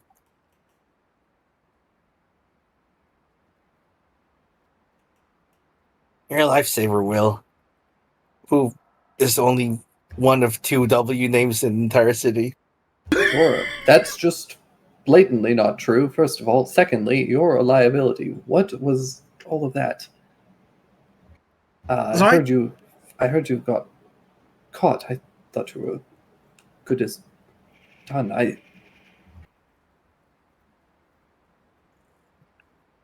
Really hard to get rid of a stain. That's why I'm me. Yeah, there's a lot of explaining to do. So I won the tournament. It was great. I basically did it really, really well. Everyone was cheering. And, the guys, the crew came over. And I didn't know what their plan was. I just figured Camelot needed Skylark more than it needed the stain.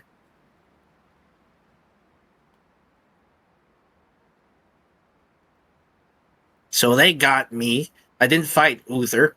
He had me in his strong, manly arms. But I felt like he could snap my neck at any moment. Yes, he has that effect on people. We need to get to the other Mary Scales. We need to notify them that you're all right. Yeah, I don't want him getting in there and me not being there. My stuff is there. I want to go get it. I had to ditch it.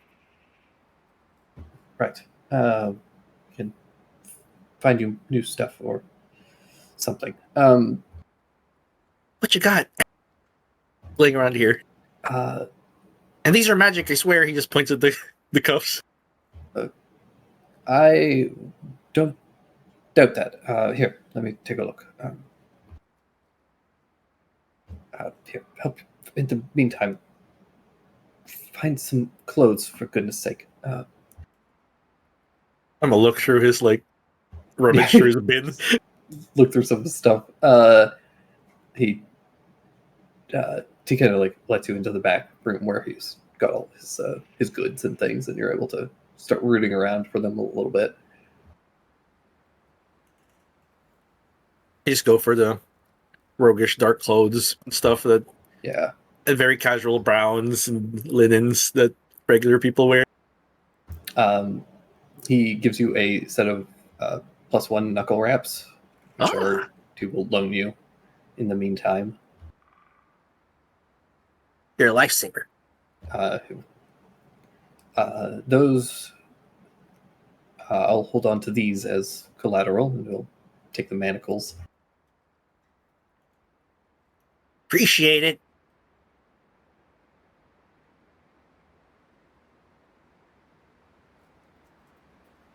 So how do we normally contact the Mary Scales? Is it through him? Do we have a system? Oh, I kind of leave that up to you. Yeah, I think we do, but it's less of a magical thing and more of we have a series of drop points where we leave either a symbol or a message, or we have some people who are like, yeah, we're definitely with the crew. We're for the crew. We don't like what Uther's doing to us.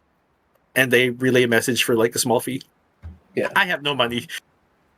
Yeah, and I imagine Red Williams' shop is probably nearby one of those locations. That he will head out and leave a little note for anybody that's passing by. Um, Probably a lot of Cockney.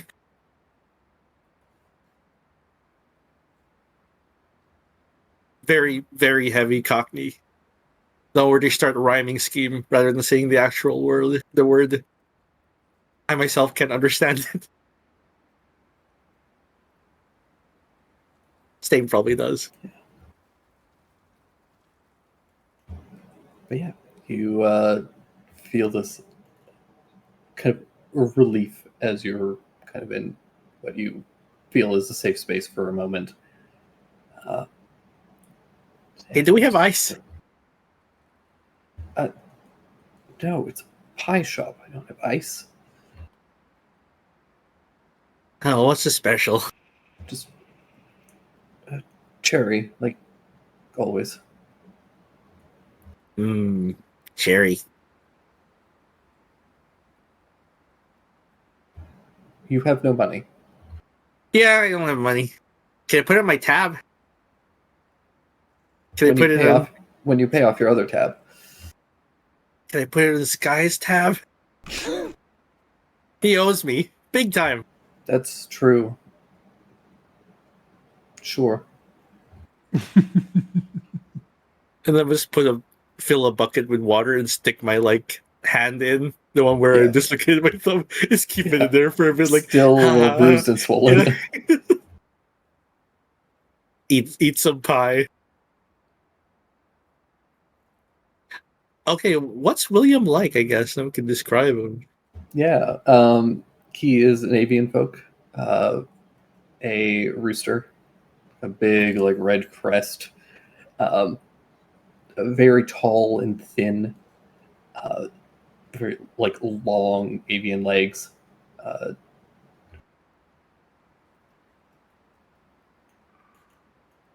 yeah. Currently, he's just got his like cooking apron on, kind of playing his part as a humble baker. Does he play a lute? The other He guy. does. He doesn't. I figured he was like the guy from the beginning of the. No, that's Olin. Olin Odell. He was the one taking pots for people. Not pots, taking bets. He was a rooster in the. Yeah. Is Olin also a rooster? No. He is undecided. Oh, undecided. Racially undecided. Changeling?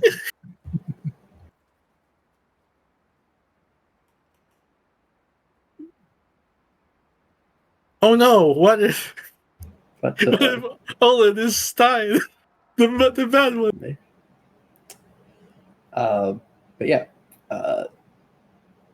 as you kind of like settle in for some pie and things, Nara, you pull on the sword, and it's a brief moment where it feels like it might have some give, but doesn't. Fuck. Come on, we'll find who the true king. Give us a hint. Give us a clue. Fuck. Can you give us their first name at least?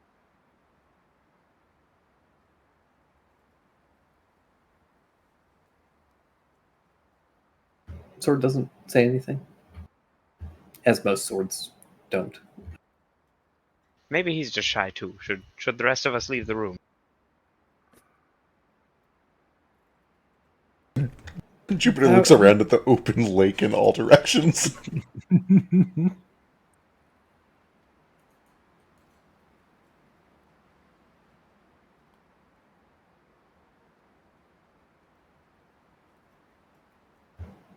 Rather stubborn one, isn't he? Or she. They've never said. I shouldn't assume. Gonna add that 5 silver. Yeah. Either way, I won, because if Nara got it, it would have been great.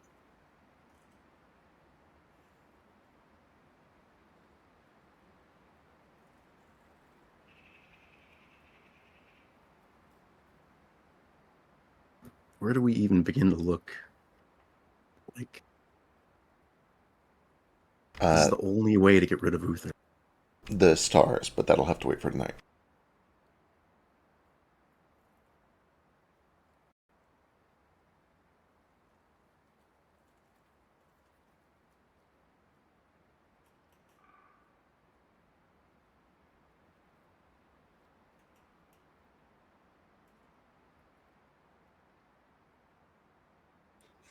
Can I go over and whisper to the sword just to make sure?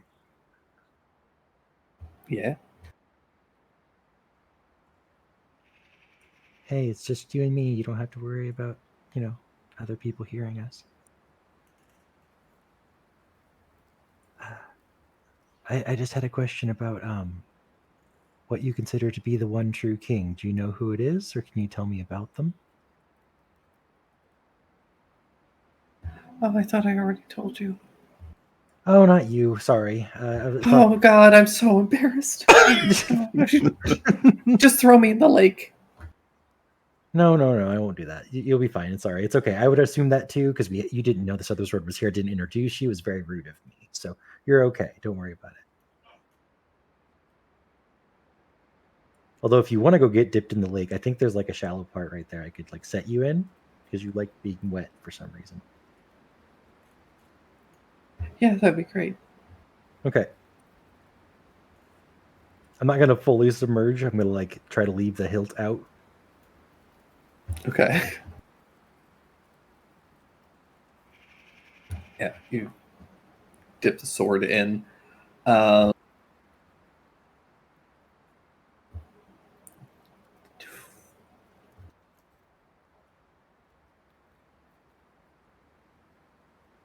hmm. Hmm. Give me a d20 plus. Oh God, now I have to look this up.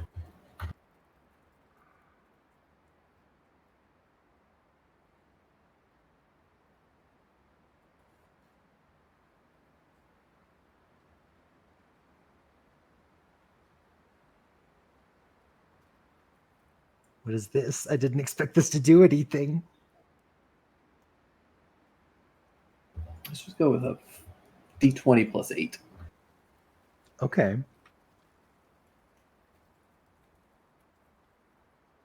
Nimue sealed into the sword. 19. It's a little above average.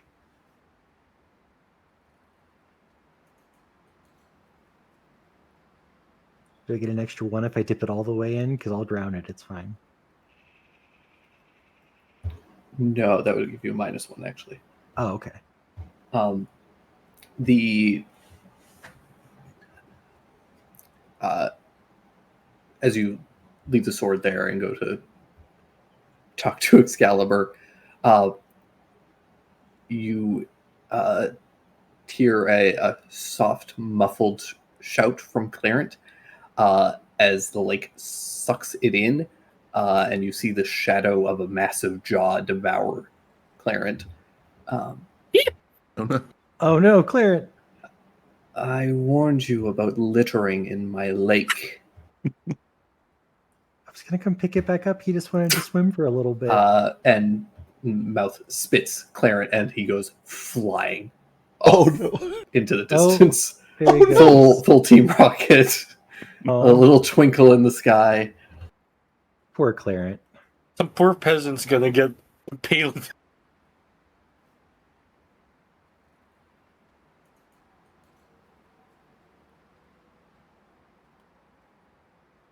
Well, I guess I can talk to Excalibur now.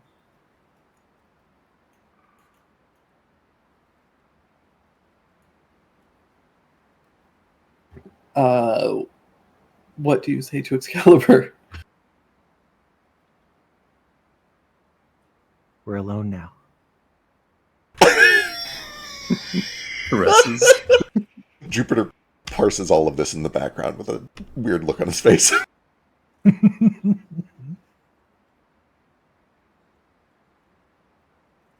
No, no still- response. Okay. He's playing hard to get. I will get you to crack one day. We'll be back with more people to pull on you. Is that your thing? Just Okay. wants to be tugged.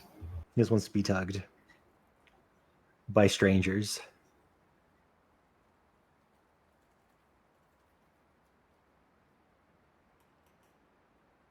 Well, I'm out of ideas for now. I was hoping it would be sentient. That'd make this a lot easier, but we have backup plans. This is what divination is for. This is what we're good for. All right. What would you like to do, Jupe?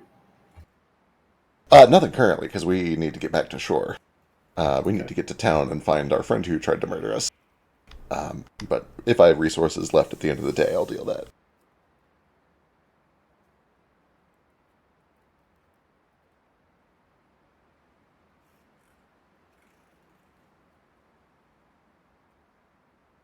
Unless you guys have anything else you'd like to do here, I think maybe we should make our way back to town.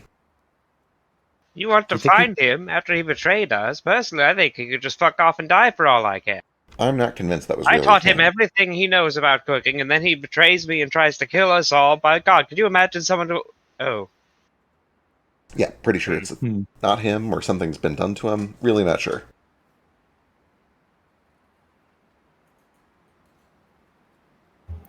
Yeah. You guys get back on the boat. Wait, let's see. Sails you back to shore. As you guys are getting off, she will say, "You get one warning. Break my rules again, and you'll be the one going for a flight or a swim." Yes, ma'am.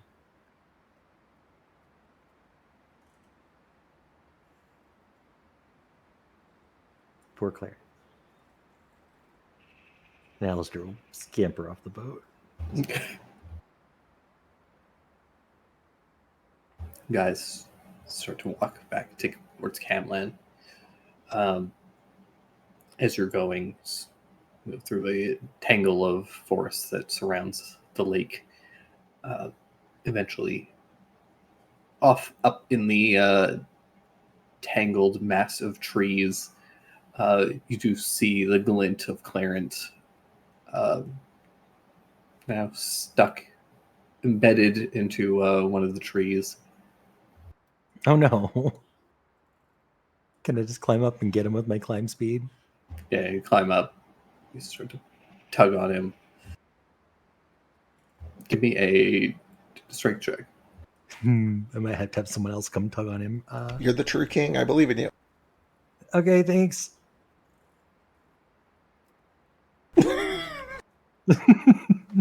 He's real stuck in there. It's okay, just let me die here. I can't do that. It's littering. I'm not in the lake. Just let me rust. That's all I'm but good for. if whatever branch breaks and then you roll into the lake, then it's my ass's grass. So you got to get down from there. I don't see how that would be your fault. Well, because I left you here now. It was since I did that, the consequences of my actions later was that you fell into the lake. So it's my fault indirectly.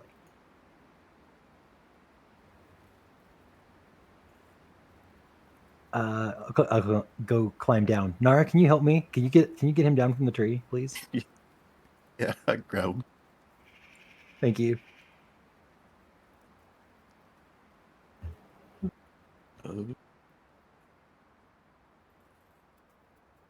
Oh God, you haven't touched me before. I'm sorry, it's so awkward. I don't mean to be. Just bring you back down. It starts like trembling in your hands, really hard to get a grip, but you eventually do, and you wrench him free. God,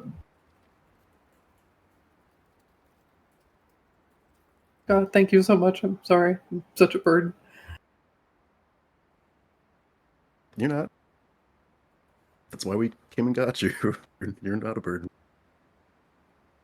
I heal the tree.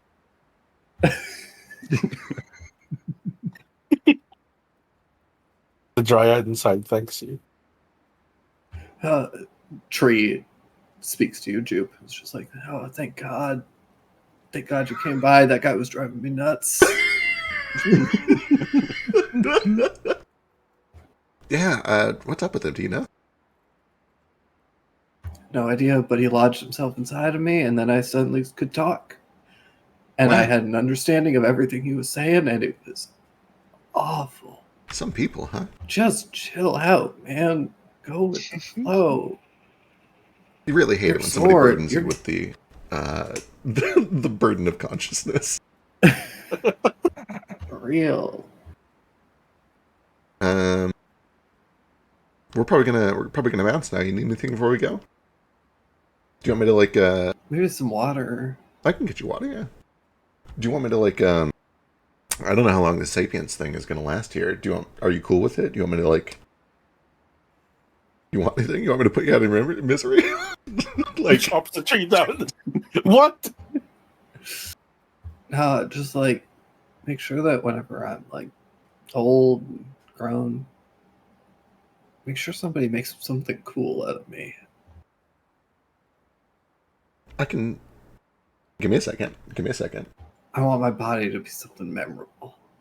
Something Uh, that sparks joy and brings a smile to some kid's face. on a scale from 1 to 10, how much do you believe in suffering for fashion? You personally, how much would you suffer for fashion?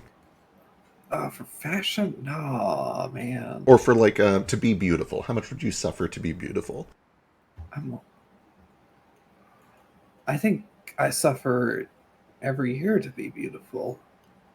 Perfect. Got it. Understood. Once a year, we gotta, making flowers, blooming, fucking the way, the way.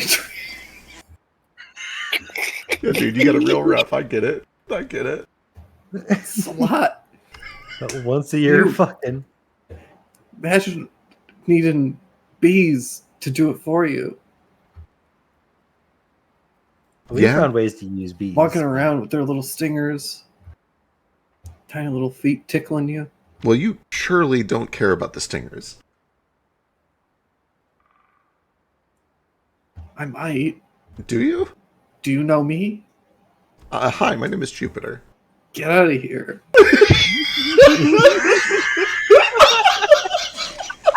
Leave. Fuck this guy. I'm not going to make him any prettier. Come here telling me my business, telling me I don't mind the stingers. They'll make good campfire. Like he out of knows. it, they'll make.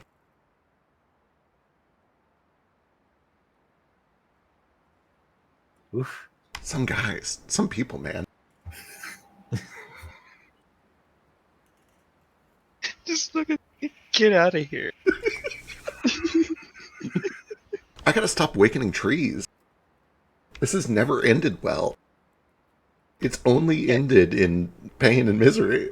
Yeah, I think you've picked the wrong friend group there, my friend. Yeah. I think all plants might just be assholes. But when I cast magic and talk to other beings that normally couldn't, we meet great friends like Cool Spot. True. Wait, did you make it talk? I thought it was Clarent.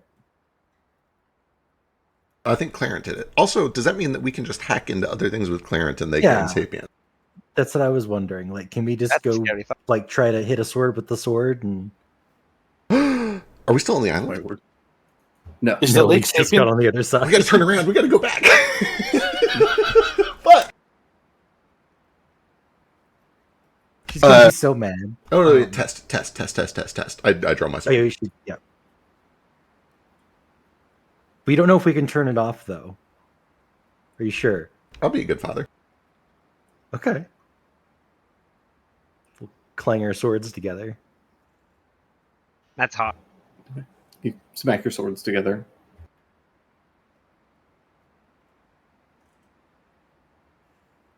I look at my sword. Hello?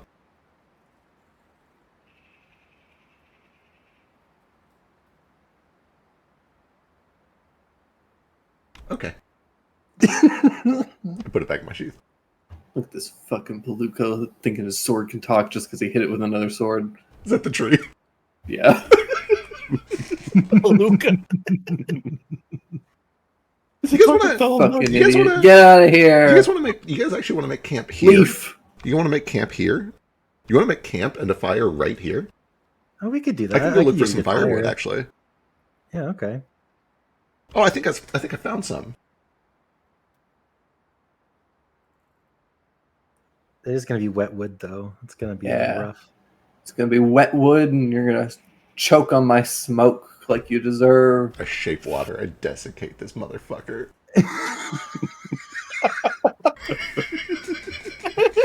You know what? You know what? You know what? I'm better than that. I grab water out of the lake and I water him.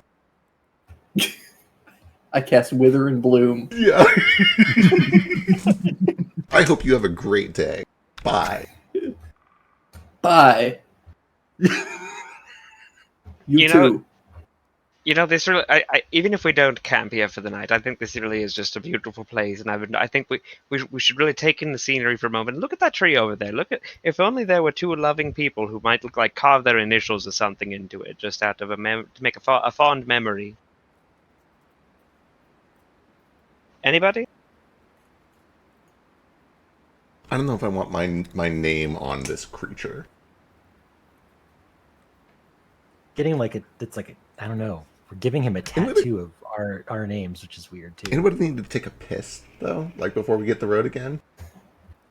Oh yeah, I think I could do that. Like maybe a big group Look piss. at all this water. Yeah. Being surrounded by all this water, yeah. Yep. He probably likes it, little freak. Yeah, I do.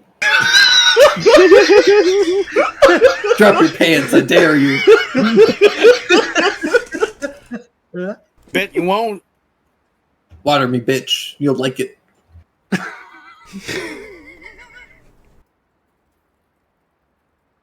I'm just gonna leave. This guy's pissing me off. Yeah, I knew you were too much of a coward.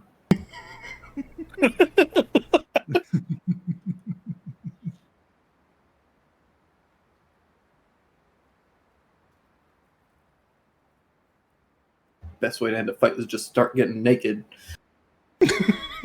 Nobody's gonna fight a naked man. They tell you they're gonna pee on you. You tell them you'll like it. That'll stop them in their tracks. And on that lovely note, we're gonna wrap up here. Amazing. Wonderful. Bunch of dudes just attacked me while I was naked. I don't know if this street knows what it's talking about. I can't believe Stain gets the naked escape plot. Right. That's no fair. What do you mean? I'm the one who's always half naked. I mean, true. This is the nakedest character I've ever played. Oh no, Bob.